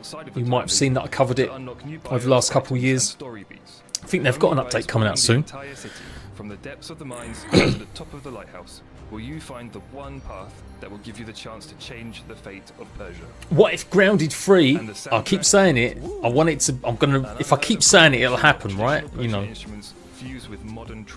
On an alien world, I've been teleported through the rift dimension, and we're now small in a alien complex, and we've got to deal with all sorts of alien creatures.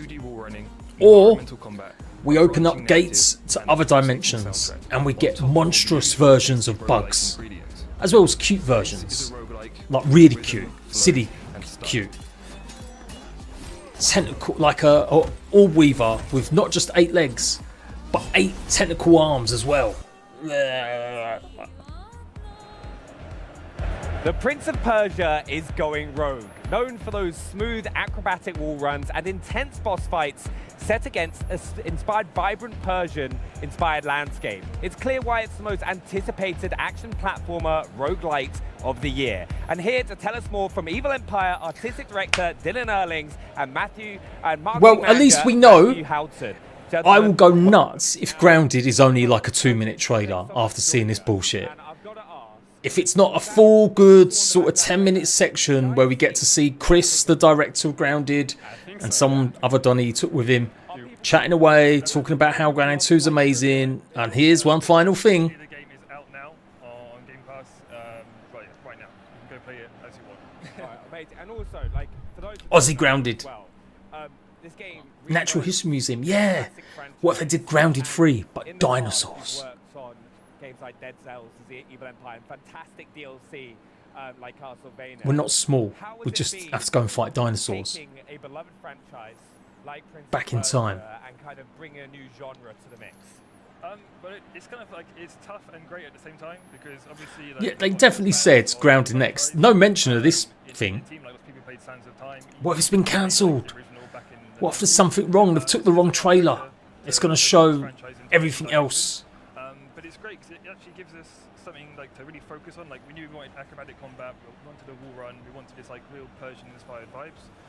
So that helped to kind of like keep us on the right path while integrating our like 2D action knowledge to make something which we think is unique. What if they finish Grounded 2? No! I want them to keep it going for years and years. 5 years early access. For those that haven't been able to play early access, what can people expect when they hop on to Rogue Prince of Persia? So yeah, basically you can expect 2D action roguelike with kind of acrobatic. Look at this guy having to wear the cosplay. We think is unique in the 2D game. So basically you have a whole moveset on top of that. So you've got like a kick, a vault, a dive attack. So basically you're going to be flowing through. Grounded 3 in a bugtarium, right? It's got to be like a zoo with a bug exhibit or bug show, you know, thing section. 600 people watching. Let's see if we get half likes. Well, we've gotten tons of feedback from players, especially from the guys. A healing sweet flavour. Yeah, that could be good. Just like pure candy. Candy pops. They were meant to be in the game originally. And it's like, it's almost day-to-day talking with But they never added them properly. Candy rocks. You know, like the ones that pop in your mouth from Shizzle. Part of the development, you know. And so one guy, Opelit, he's making the wiki for the game. Yeah. It's super detailed, even more detailed than what we have in the studio, you know. These guys, they know the game by heart. And so it's so cool to work with them. I think actually the park idea, no joke, it was so much better than anything else they could have come up with. I know people say Australia, but it just wouldn't have made sense for the story at all. The houses are boring. You guys might have realised now, but running around certain structures in Grounded and people complaining that there's nothing in between certain places, that's exactly what it would have been like, but 10 times worse in a house with no foliage. This guy's glasses are frosting up. What's that about? Was he broken? The park was perfect. You know what? Chef's kiss to whoever. I think it's perfect. You could add so many new creatures. The idea that Ominent are all over the place as well. I love that. I'll give them props for that for sure. One thing, a lot of fans have been asking about the story of Rogue Prince of Persia and how it's going to evolve over time. Can you go a bit more into that? Yeah, so basically the story, you basically start off and you've kind of accidentally triggered an invasion of Persia. I'd heard rumours they were talking about maybe doing it like at the gas station or like as maybe a DLC or something like that. The shed, of course, that never got implemented. Maybe a basement. If we went into Tully's basement and we saw even more scientific experiments and stuff like that, I would have been down for that. Maybe that could be a DLC. I'd love it. Come on, we'd all love it. If we go back to the yard, it's been completely like sanitised and cleared, so we don't actually play in the yard, but we've got to go into his basement to find his secret data that he left in there as a DLC. That'd be sick, right? It's Prince of Persia, there's got to be hidden rooms somewhere. I was hoping so, because I love the old games as well. And players been like... We should time this shit. If we don't get exactly the same amount of time or more, we riot. Stunning, the comic book style, and like, you've obviously massively... Yeah, in the body. Grounded 4, we go inside Wendell. We get injected into his butthole. And we've got to find a virus inside him to stop it. We wanted to embrace that aspect and have something very graphic with these patterns, the borders and everything is... So it's inspired by the Persian miniatures, which are art from like back in the days, in the ancient Persia. Back in the days. This would be very graphical images painted by hand, and so we tried to incorporate some of this element in the art direction of the game. And the other inspiration is the French comic books. Yeah. So Grounded 3 set in Skegness. Some of this in the game because in the art team The Quantum Realm. book lovers. And That would be sick. Yeah, because there is mentions of the... I keep saying it, I'll keep hammering on. The Rift Exploratory Squad. And the Humongous. People forgetting about these things, but what if they get added? And also, you mentioned Discord earlier as well. Have you like take any Chris Jericho. feedback on some of the art that you've used in the game? For sure. We had I don't want to fight tapeworms inside Wendell. No, it'd be sick. Green Dino Ranger. Thank you very much as well for the $2. contest at some point. And Don't forget to live stream, people. Like draw whatever crazy type of prince costume. And so we had like a voting for the favorite skins, and I think 8 or 9 of them ended up in the game. That's amazing. So that's great. Have we got more here than we did for the release? I can't remember how many we had. And if there's anyone else that wants to get involved, are they able to do that as well? You mean the players? Yeah, like the players can get involved to give feedback. No, I think we had 700 or 800 people watching. Design, we changed tons of stuff. Like for Suze would be crazy. Medallion system, which in the beginning was maybe too complex, and so we worked with the community to... Well, that in Gears of War, back in the day, one of them, can't remember if it was 1 or 2, you did go inside a big massive worm. They got swallowed. And so the whole segment of the game was you going around cutting certain arteries and trying to escape. And they ended up chainsawing out with it. Maybe that would be a bit too overboard for Grounded 3, 4. That was 900 for release. You don't want to be inside into Wendell. Come on, it'll be fun. We were going with a bold and unique look, and we knew not everybody would love it. But we got a lot of feedback from players that did not like so much the art direction. So we tried to take that as a... Carmine, yeah, it was one of the Carmines. He died in there, didn't he? Yeah, why not rework the art, you know? So we did Yeah, come on in. What Colossi is it going to be? Tell me your votes, people. Are we going to fight the Crow? Is the Koi coming back? Is it the Lizard? Is it a Snake, which was leaked in the files? Is it going to be a Squirrel? Is it going to be a Rat? Like more. And so this was like, yeah, big rework. I think it's one of the first things anyone notices as soon as they see the game. It's so vibrant and colourful, and it's like so pretty to look at.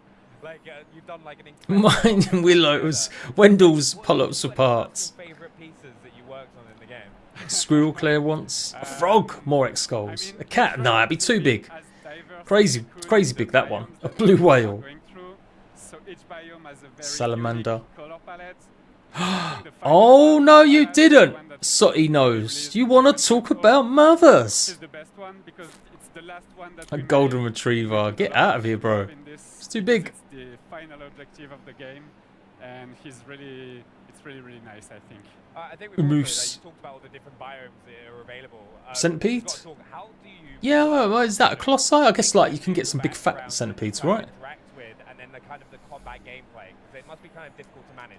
That's a challenge for sure, because the gameplay... A hamster. Oh no, we can't kill a hamster because of our love for Hammy. Was it Hammy or Danny?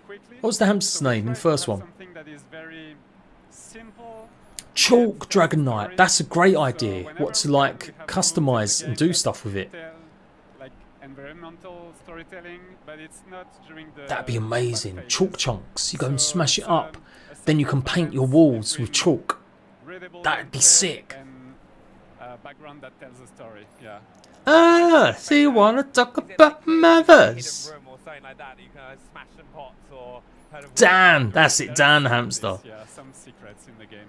Now, also we've got... It's all earned. It's been plugging away. It's been having little updates to improve things and add stuff it should have had at 1.0. But I don't know, I've not really looked at it in ages.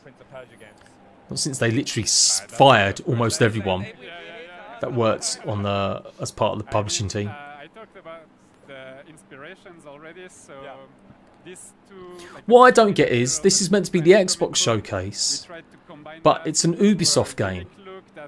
Why are we getting so much presentation on this? This is crazy. This has been like 15 minutes now. For a 2D side-scroller, moderately some people will buy it, I'm sure, and love. I'm sure this is like the third one I've done of these as well. They had two that had different art styles. Came out in the same year. It's like a thumbnail.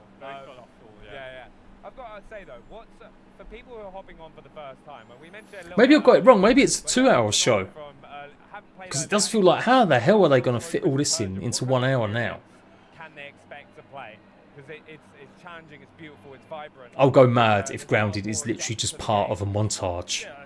And that's it. Yeah, expect to be challenged, but it's easy once you get it in your hands and you can feel like... $550 for the ROG Xbox Ally and $900 for the ROG Xbox Ally X. Damn, £900. Just buy a fucking PC, people. I mean, I know it's handheld, I know that's the point. But if you haven't got a PC, I don't know. I still think you're better off just getting yeah. But have you got any last things you'd like people to keep an eye out for Rogue Prince? You're ahead of the stick. Yeah, mine. I might be slightly behind because I'm watching the Xbox version. Oh, it's out, so yeah, I mean, yeah. No, well, on. And also a big thank you to the whole team at Ubisoft. You can start sharpening your platforming skills and... Okay, here we go. Here we go.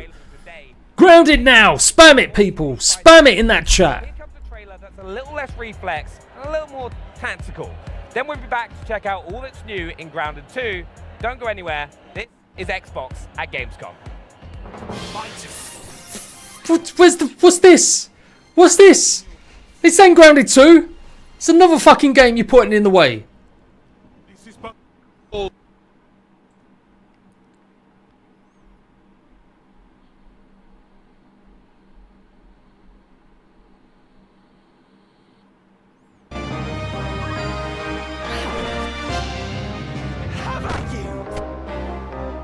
Leave that to me. Oh, this is so dry. It's not even their games either. So far, the 3 games they've actually shown have got nothing to do with Xbox. That is crazy work. You start off with Grounded, then you have a bit of this shit, then you do the Rogue Ally, then you finish off with like something else bigger.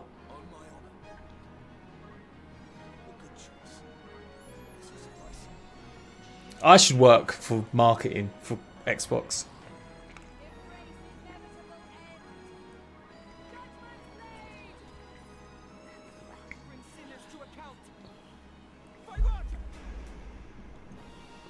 Oh, that's another franchise that needs to die. Alright, come on. This isn't fucking Grounded!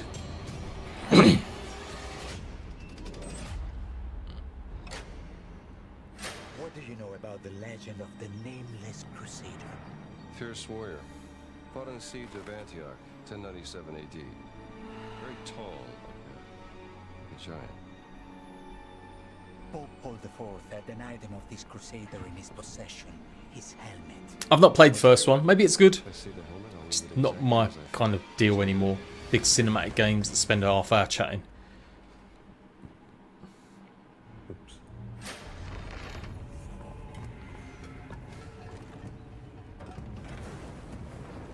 Giant guardians. The root skull, way back. Worshipped by the Mithras cult. I didn't lie. Xbox are lying to you. It's not me. It does feel like someone has got an order and then they've just gone, no, we're doing something different, and just not told any of the presenters.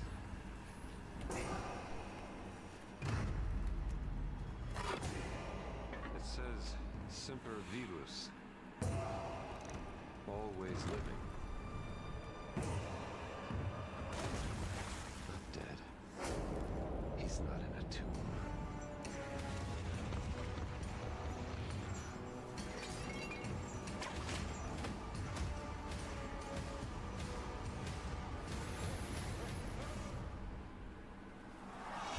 Have you played this one, Claire?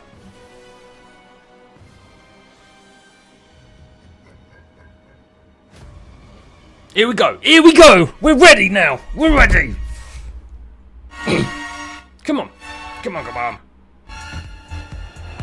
Well, you just caught the trailers for Final Fantasy Tactics and Indiana Jones and the Great Circle Order of Giants, which we'll be taking an even closer look at in a little bit of time. But now it's time to dive into a game that hits a little closer to home as we learn all about the big bosses, bigger biomes, and brand new big bosses buggies coming to a park near you.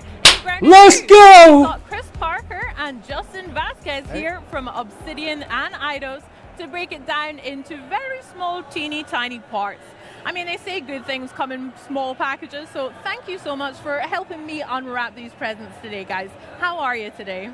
We're well. Thank you for having us here. We're very excited to be here to talk about the game. Yeah, doing great. Super excited to be here. I'm honestly so excited to gush all about the fun I've been having in Grounded 2 since it launched now a month ago into early access. So I've been having a blast, but how's the experience been for you two?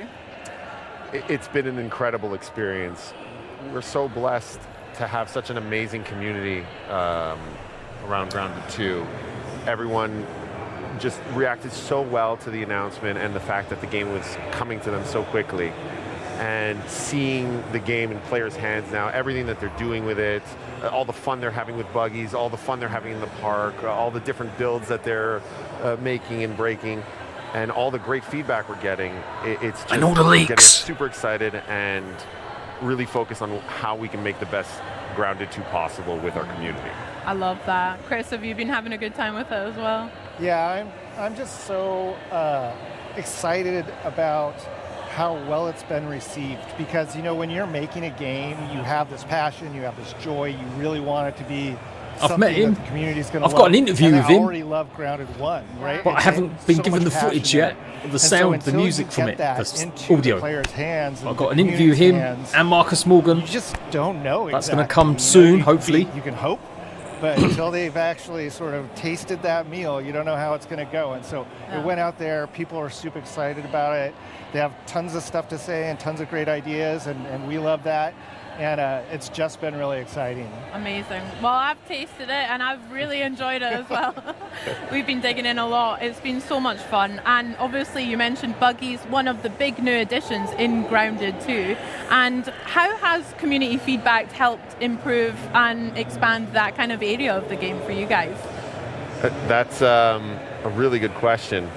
For us, the buggies were such an important feature to bring to life because it was the #1 requested feature from Grounded 1. Yeah.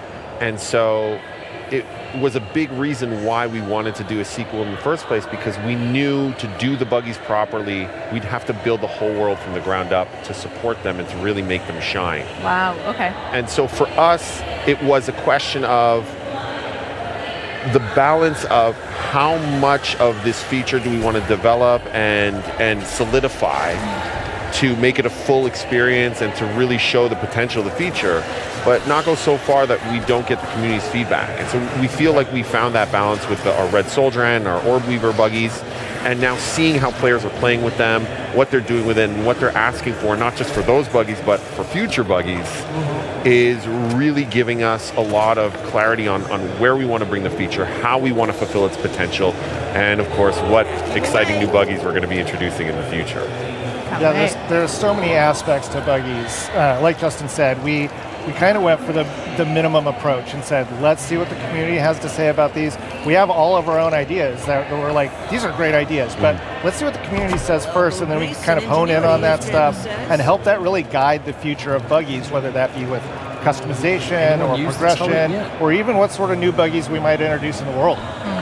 And what's been really great is seeing everybody's feedback. A lot of it is very much in line with where we wanted to go. Absolutely in line. Yeah. It's all stuff, almost all of it's been stuff that we've talked about. Yeah. Like, and it's great to see that, and especially, we look at what the community feedback says, and our community guys put it all together, and we count what's been upvoted and what people are reacting to the most. And the things that they're reacting to the most are things that we're like, yes. Yes, that's what we want to do. This is so exciting. This sounds great.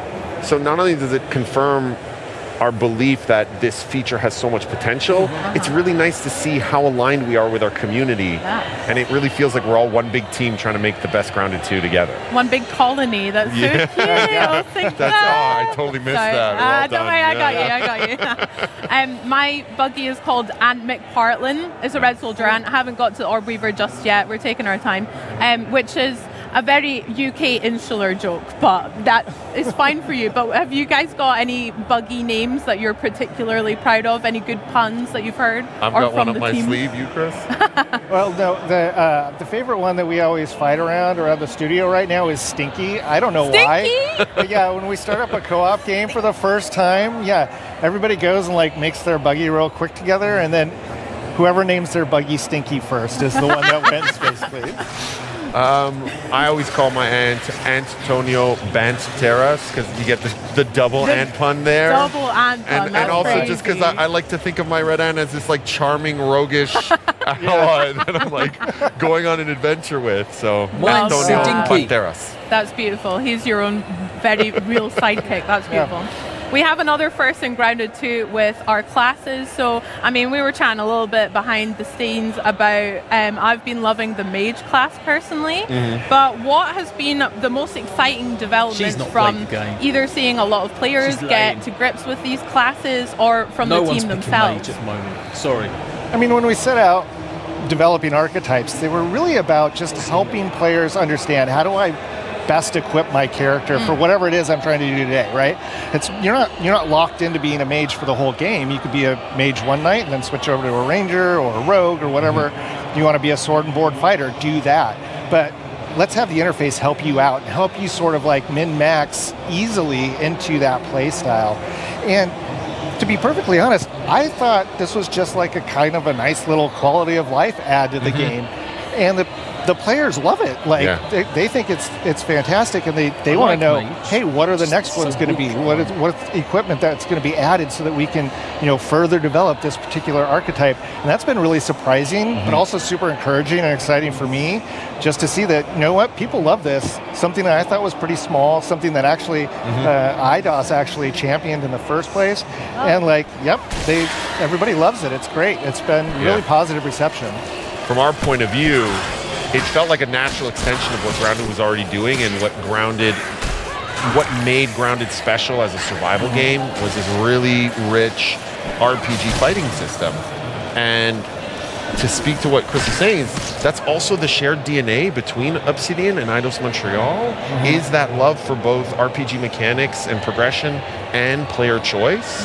And so this felt like a natural extension of us working together, of us collaborating.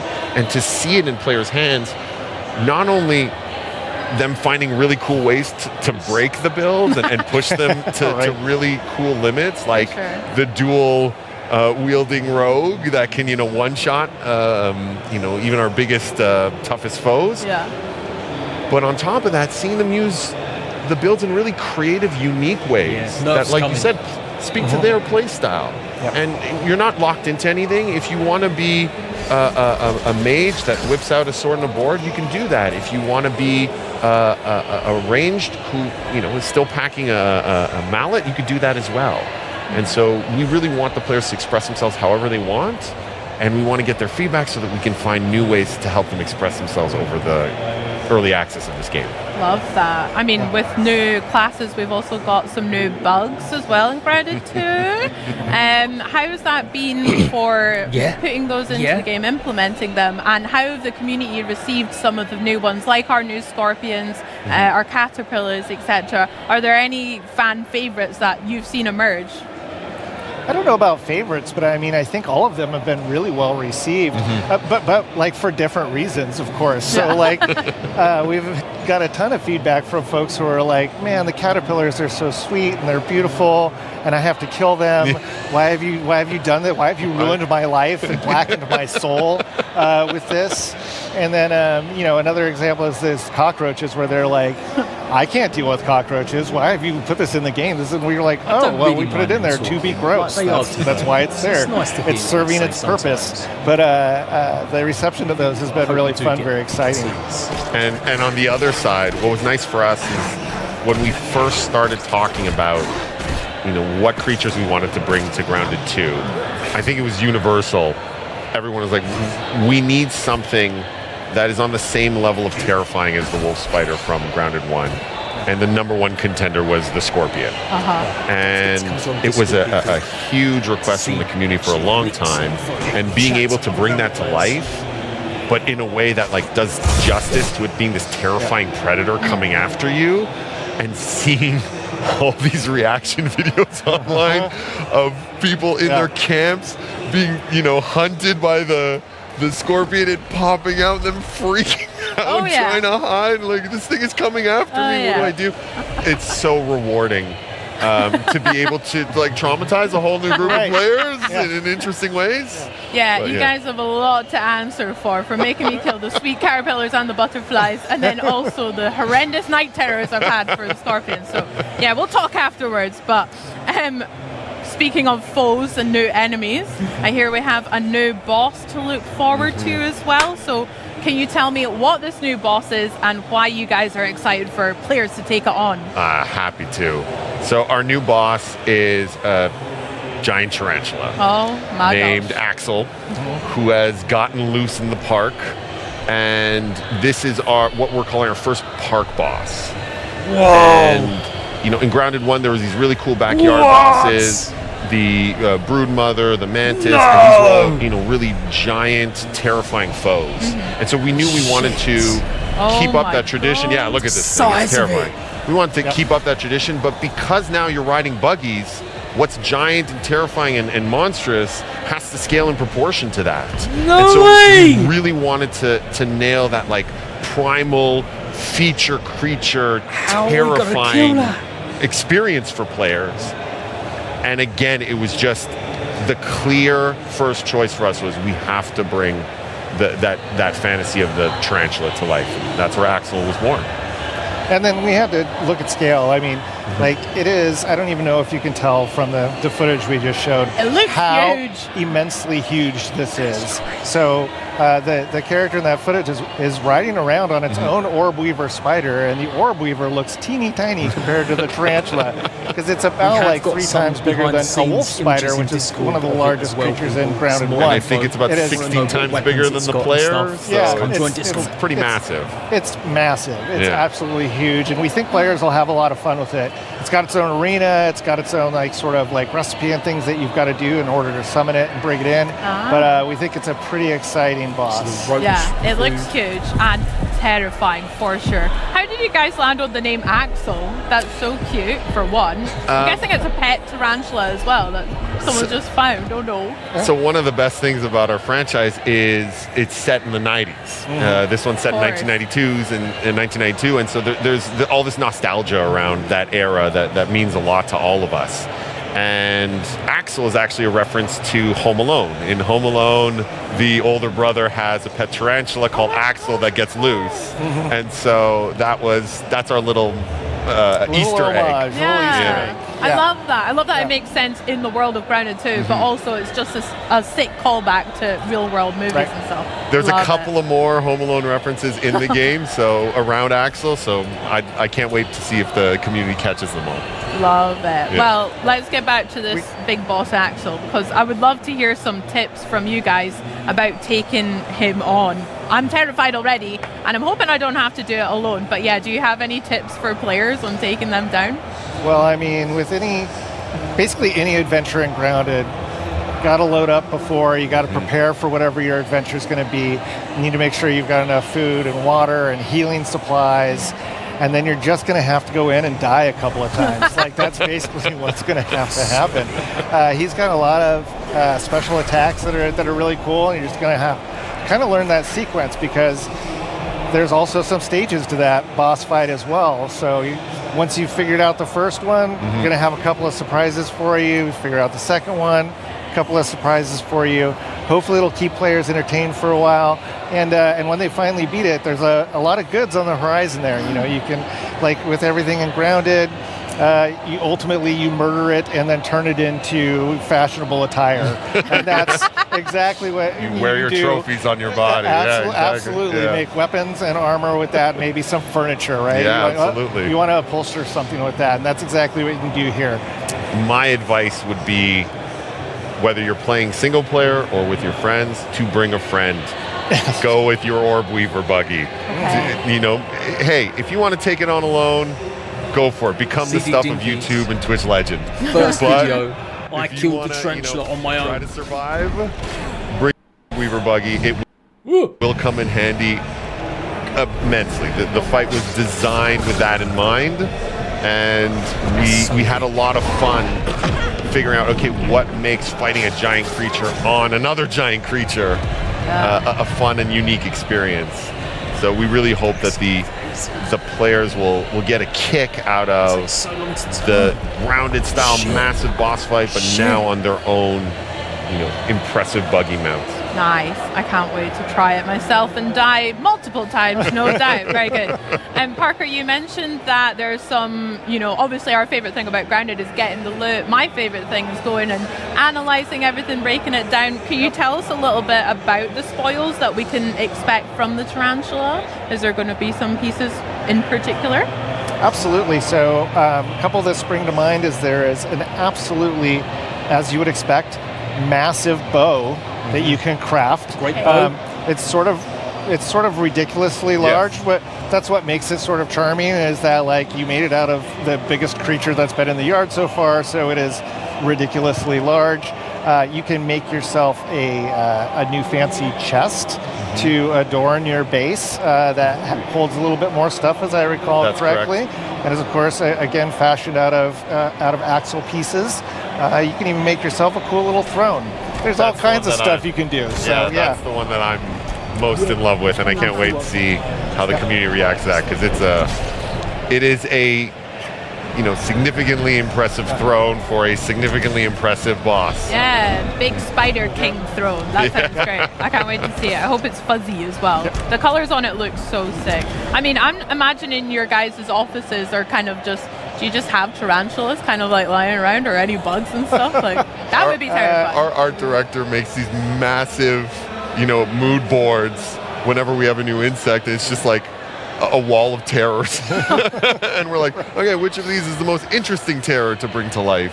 And so when we were working on Axel, it was just all of these different tarantulas, and we're looking at them going, I didn't even know tarantulas came in those colors. Yeah. Your dreams must be haunted, but no.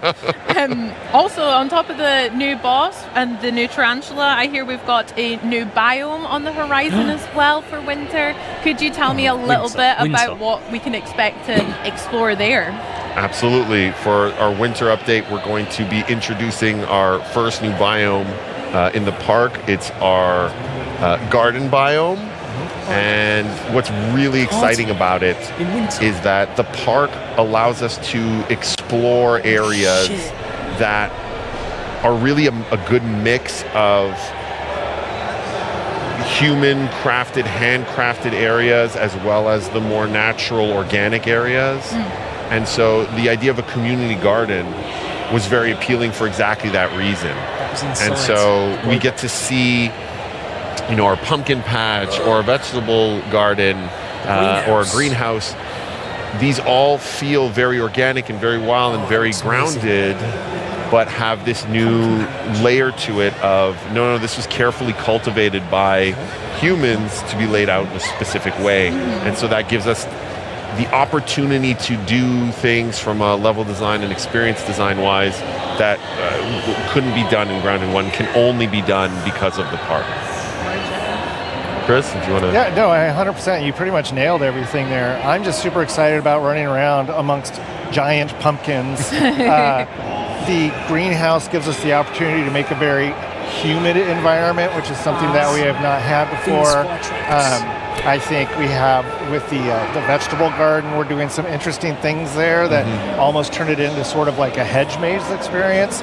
Like, there's a lot of things that we're doing that I think are really fun, and this was all sort of planned in our heads, at least loosely, from the beginning, where let's nail all the foundational stuff with our first early access release and make sure that all of those pieces are there, and then we can do some more experimental stuff. And so when we get to, after we have the tarantula update in the fall, our winter update is going to be this first big one where we've got some new biomes and a lot of new stuff, new insects, of course, more equipment, all kinds of things on the horizon that we're really geeked up about. Heck yeah, lots to look forward to there then. Yeah. Oh my gosh.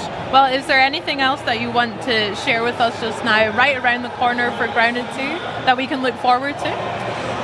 Well, I think there's two things. If you look at a roadmap, you could see that with the garden biome, we'll be introducing our first new buggy, which is the Ladybug. Yeah. So we're very excited about that. We think she's going to bring something unique and fun to the players. And, in general, if the community wants to get excited about what it is that we're doing, the roadmap is a good place to go check out everything we have in mind. And, we want to hear people's feedback. We want them to join us.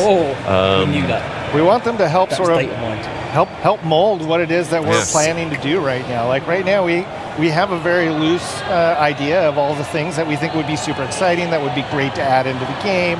But you know what? This is a journey that we want to take with the community. Yeah. And so, our roadmap is our sharing. This is what we think right now. We want you to come now share with us what you think would be cool and exciting and great for Grounded 2. I love that. Yeah. I mean, I'm really excited to think of some new names, I guess, for this Ladybird mount as well. If you guys had to have one in real life, what do you think you would have for a real life buggy?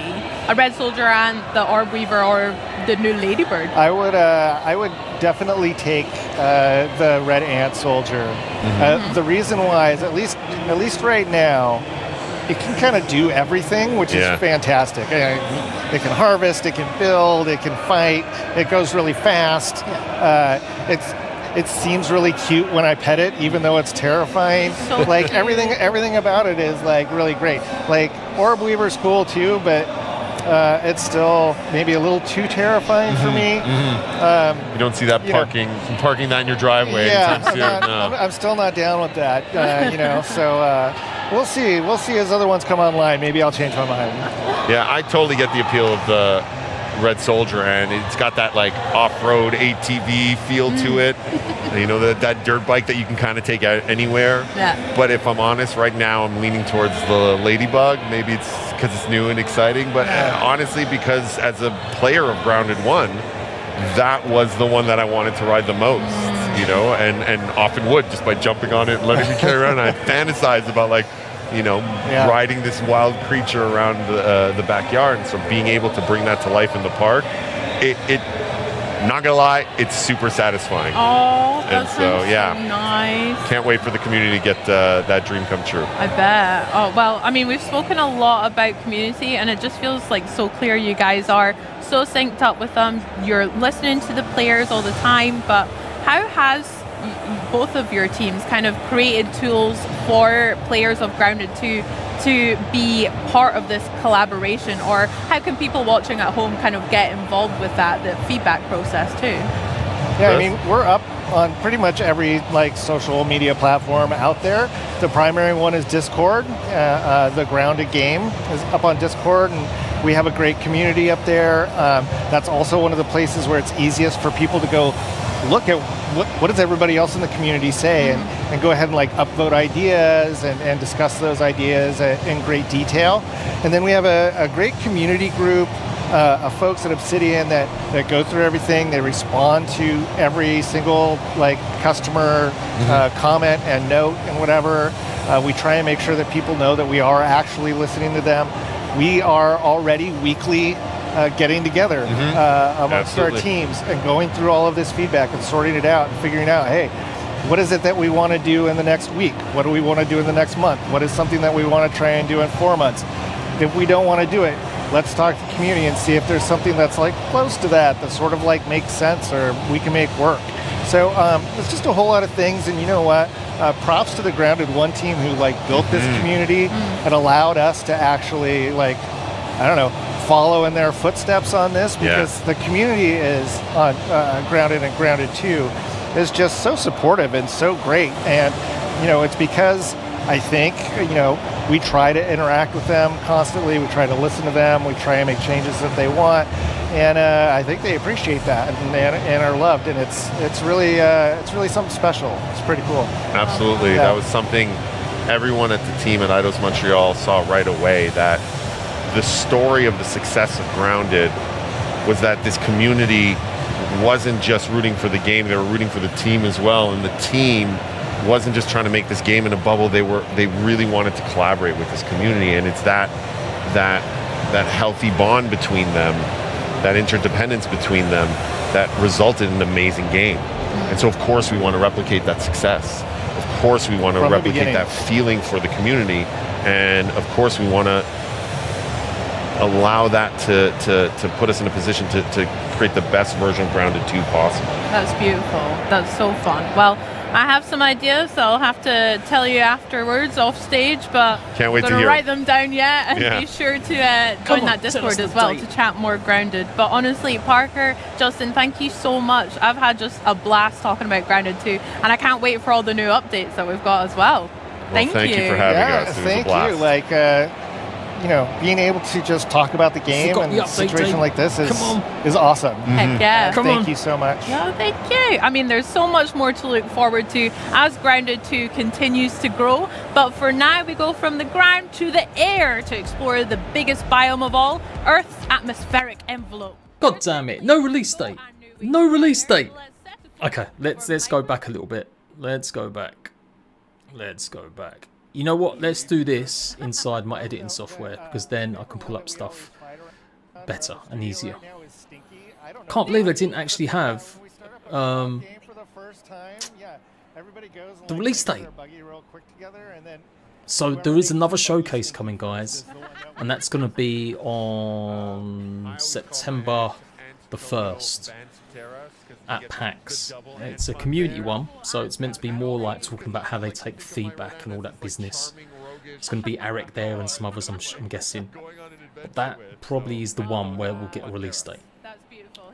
So that might be worth knowing. We have another first and grounded too. Early access, there we go. I mean, we were chatting a little bit behind the there we scenes go. About, I've been loving the mage class personally. Let's put that in. I'll shut up the stream now because we can click on it in other stuff. Let's put that there and then wait for it to load up.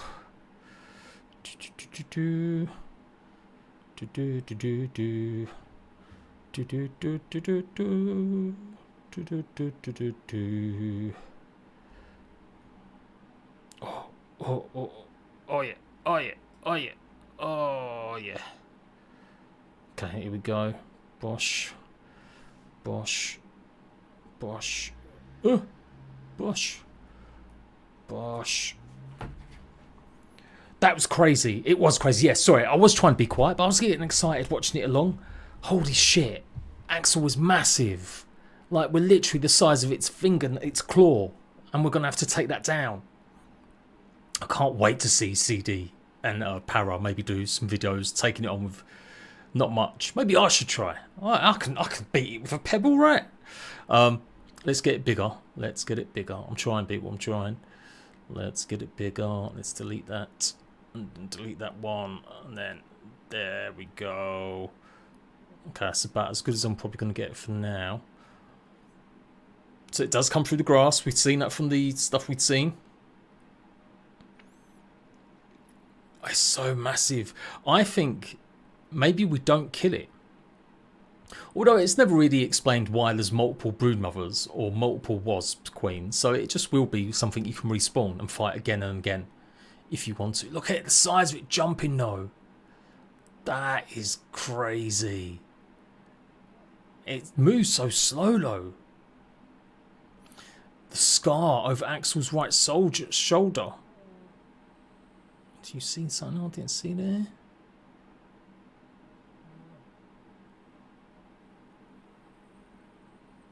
Alright, we'll keep going. Oh, it just looks nuts. Hang on. Gotta just do that. So it looks a bit clearer. It's red eyes. It does look really like the model we'd seen leaked and stuff from the data files, but obviously a lot hairier. Oh, it's got them two things at the back of it. Look at them two little ones. Bit further on, okay. Oh, it's really hairy. Look at it. Just look at the size. Look at that size. That is nuts. I'm guessing we'll have to chop its legs, so then it falls to the ground, and then we'll actually be able to then go ahead and hit its body. It's got to be something like that. Oh, bro, come on. Bruh.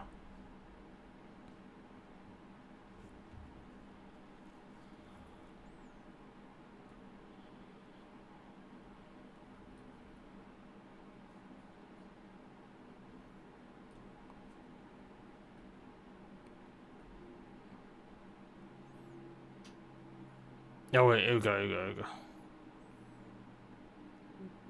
It was only a tiny bit more. Yeah, we're gonna get a sword. No, we're gonna get a dagger set. We're gonna get a spear, and we're gonna get also the great bow. The great bow sounds crazy. Like, how big is it gonna be? See a scar on its shoulder? It's not a bad image. It's a bit blurry, but I'll take a picture of that as well. I'm gonna post some of these pictures in my Discord, so you'll see them more and clips and stuff. And I'll do a recap video like right now as well. Oh, that one, that one, that one.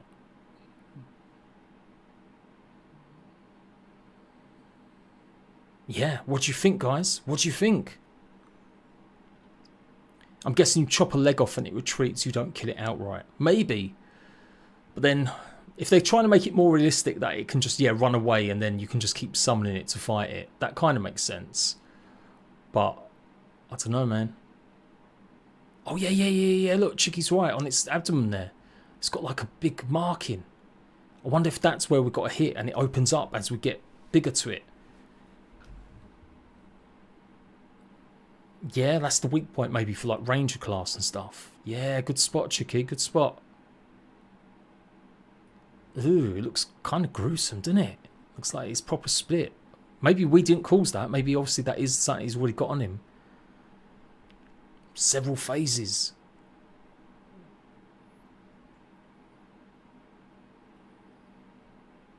Ooh. Okay, and quick look at the gardens. I'm super excited about the gardens.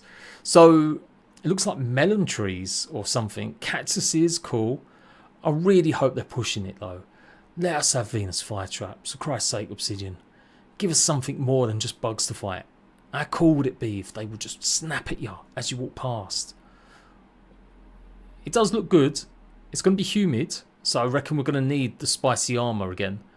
The mage armor or obviously against it. It's probably going to be a bit humid in certain places, maybe a bit too hot. It does look very lab orientated though. We've got this big structure here we're going to be going in. We've got this structure we're going to be going in. Yeah. Yeah, it's a little greenhouse. Yeah, it's like a grow box. It's not a full-sized greenhouse. I don't think so. It's more of a grow box. That's why I call it a grow box, I think. But yeah. Turtle.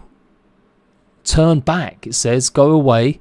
So this is going to be what? V's secret hideout, maybe. Plenty of vines. Oh, I'm hoping it's a bit more crazy. It doesn't look it though. It does feel very like cactus and aloe and some bushes. Where's the Venus flytraps? And the pumpkins. I don't know about the pumpkins. I can't lie. I can't lie. I was kind of hoping to see all sorts of crops growing.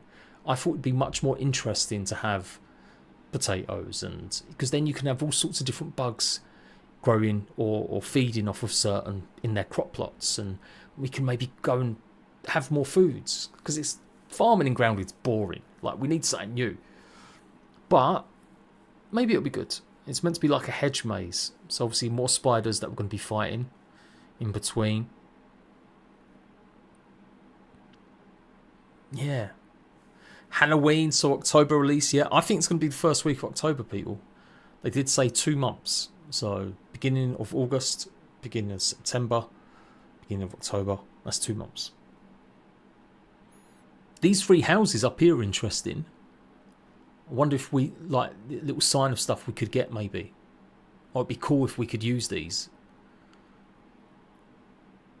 Obviously, it's just concept art. Things may have changed. But yeah, I'm slightly, not disappointed, but I think it would have been cooler to have different types of plants. Aubergines and all sorts. The dirt urchin. Why are you such a little bitch? Imagine being that rude and thinking get away with it. Get that out of here, you prick. But yes, this one might not come until probably after Christmas. If we're judging by, they said every 4 to 5 months, we probably are going to get the actual update in October. And then maybe they'll just put like the Scarecrow. We did know a Scarecrow existed in Nyx. They'd seen it in some of the trailers and stuff. Now, again, this is cool. I'm hoping the insides will be sticky. Like, what if this is sticky and you've got to walk across it and stuff?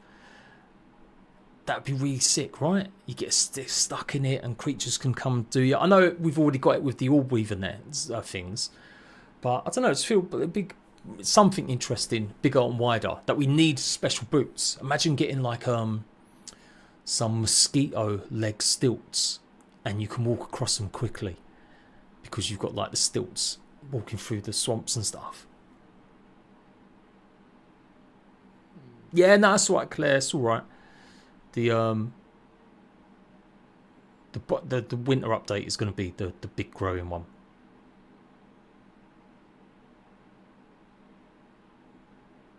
And this is great as well. This is coming with the winter one.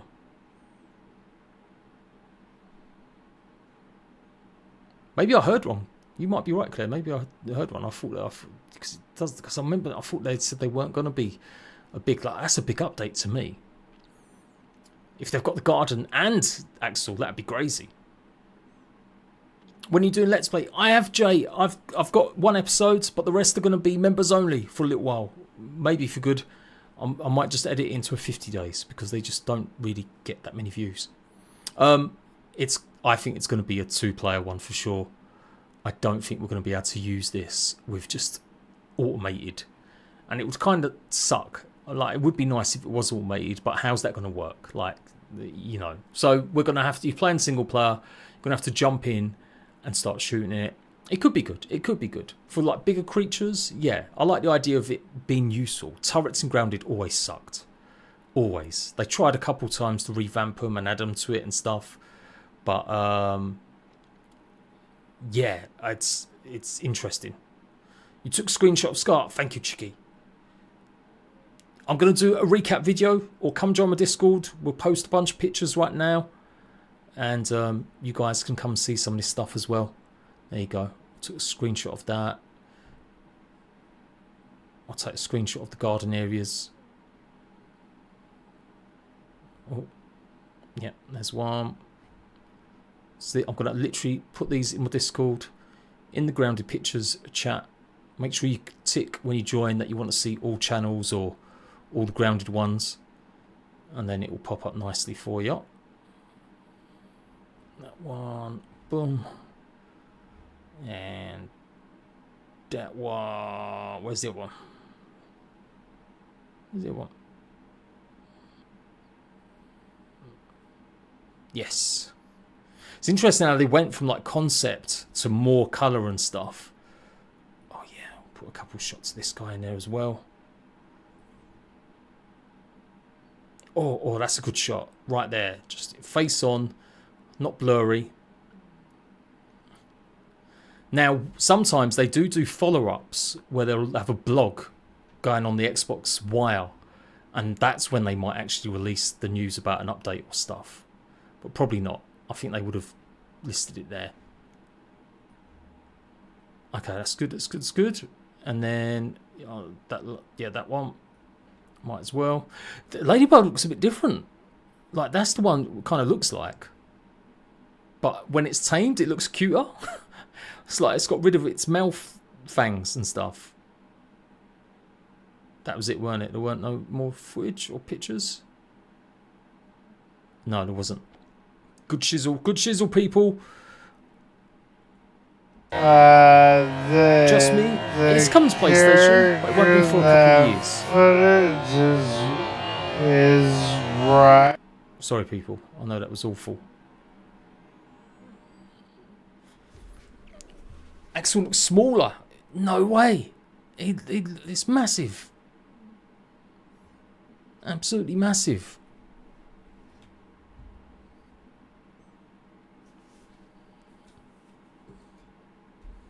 Jay Wilson, thank you for coming a rat bag. Yeah, I've got special Let's Play episodes, about 20 of them. They're going to be coming out every 2 days. And like I said, everyone else, I'm not trying to price you out with anything. That will come as a 50 days video, so it'll be shorter. So if you want all the extra stuff, come and become a member. But I'm doing it mainly because them Let's Play videos historically don't get me loads of views. So I don't want it to tank the rest of my content. But yeah, what do you reckon? Was it everything you thought it could be? Or you still wanted it to do something different? I'm still praying that Axel's going to... Maybe, you know what? I've been assuming, like we said, we've been assuming the Stranger has something to do with Axel. But maybe not. Maybe we're not going to see the Stranger on the Broodmother at all. You know, it was just a theory. There are Broodmother parts in the game, and there are hints at Broodmother armor, but they've not been revamped. It's the old stuff, but it is listed as Augusta 2. So yeah, I guess we'll have to wait and see. Take a quick look at that pic I sent you. Okay, let's have a look. What's Chicky got for me? What's Cheeky got for me? Oh yeah. We saw it on the thing, but that's good. You paused it. GG. Yeah, look, that big scar on it. So that's got to be its weak point and stuff. See, imagine if we had a jumping spider now and we could like just jump over it and fire shots at it while riding. That would be crazy.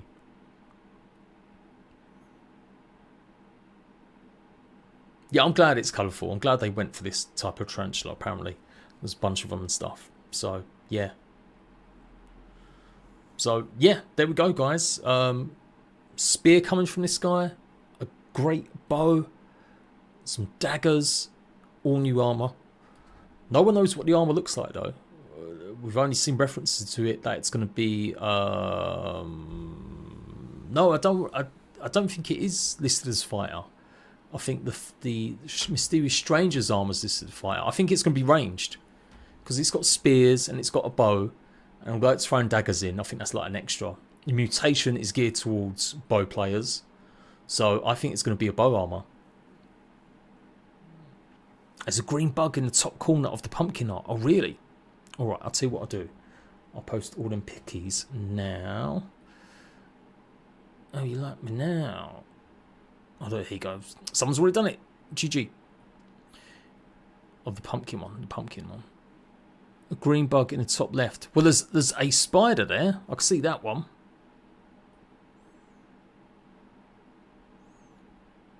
I mean, no, it's not. Maybe not a spider. Kind of looks like an antlion. It's just an impression, though. It's going to be too hard. And birdhouses, yeah, that'd be cool. What if that's a way that we can get feathers? Like a farming building. And crow feathers get deposited every day. I mean, we got that with that, to be fair. If we don't somehow get the crow, the small one. Yeah, it's going to be sick.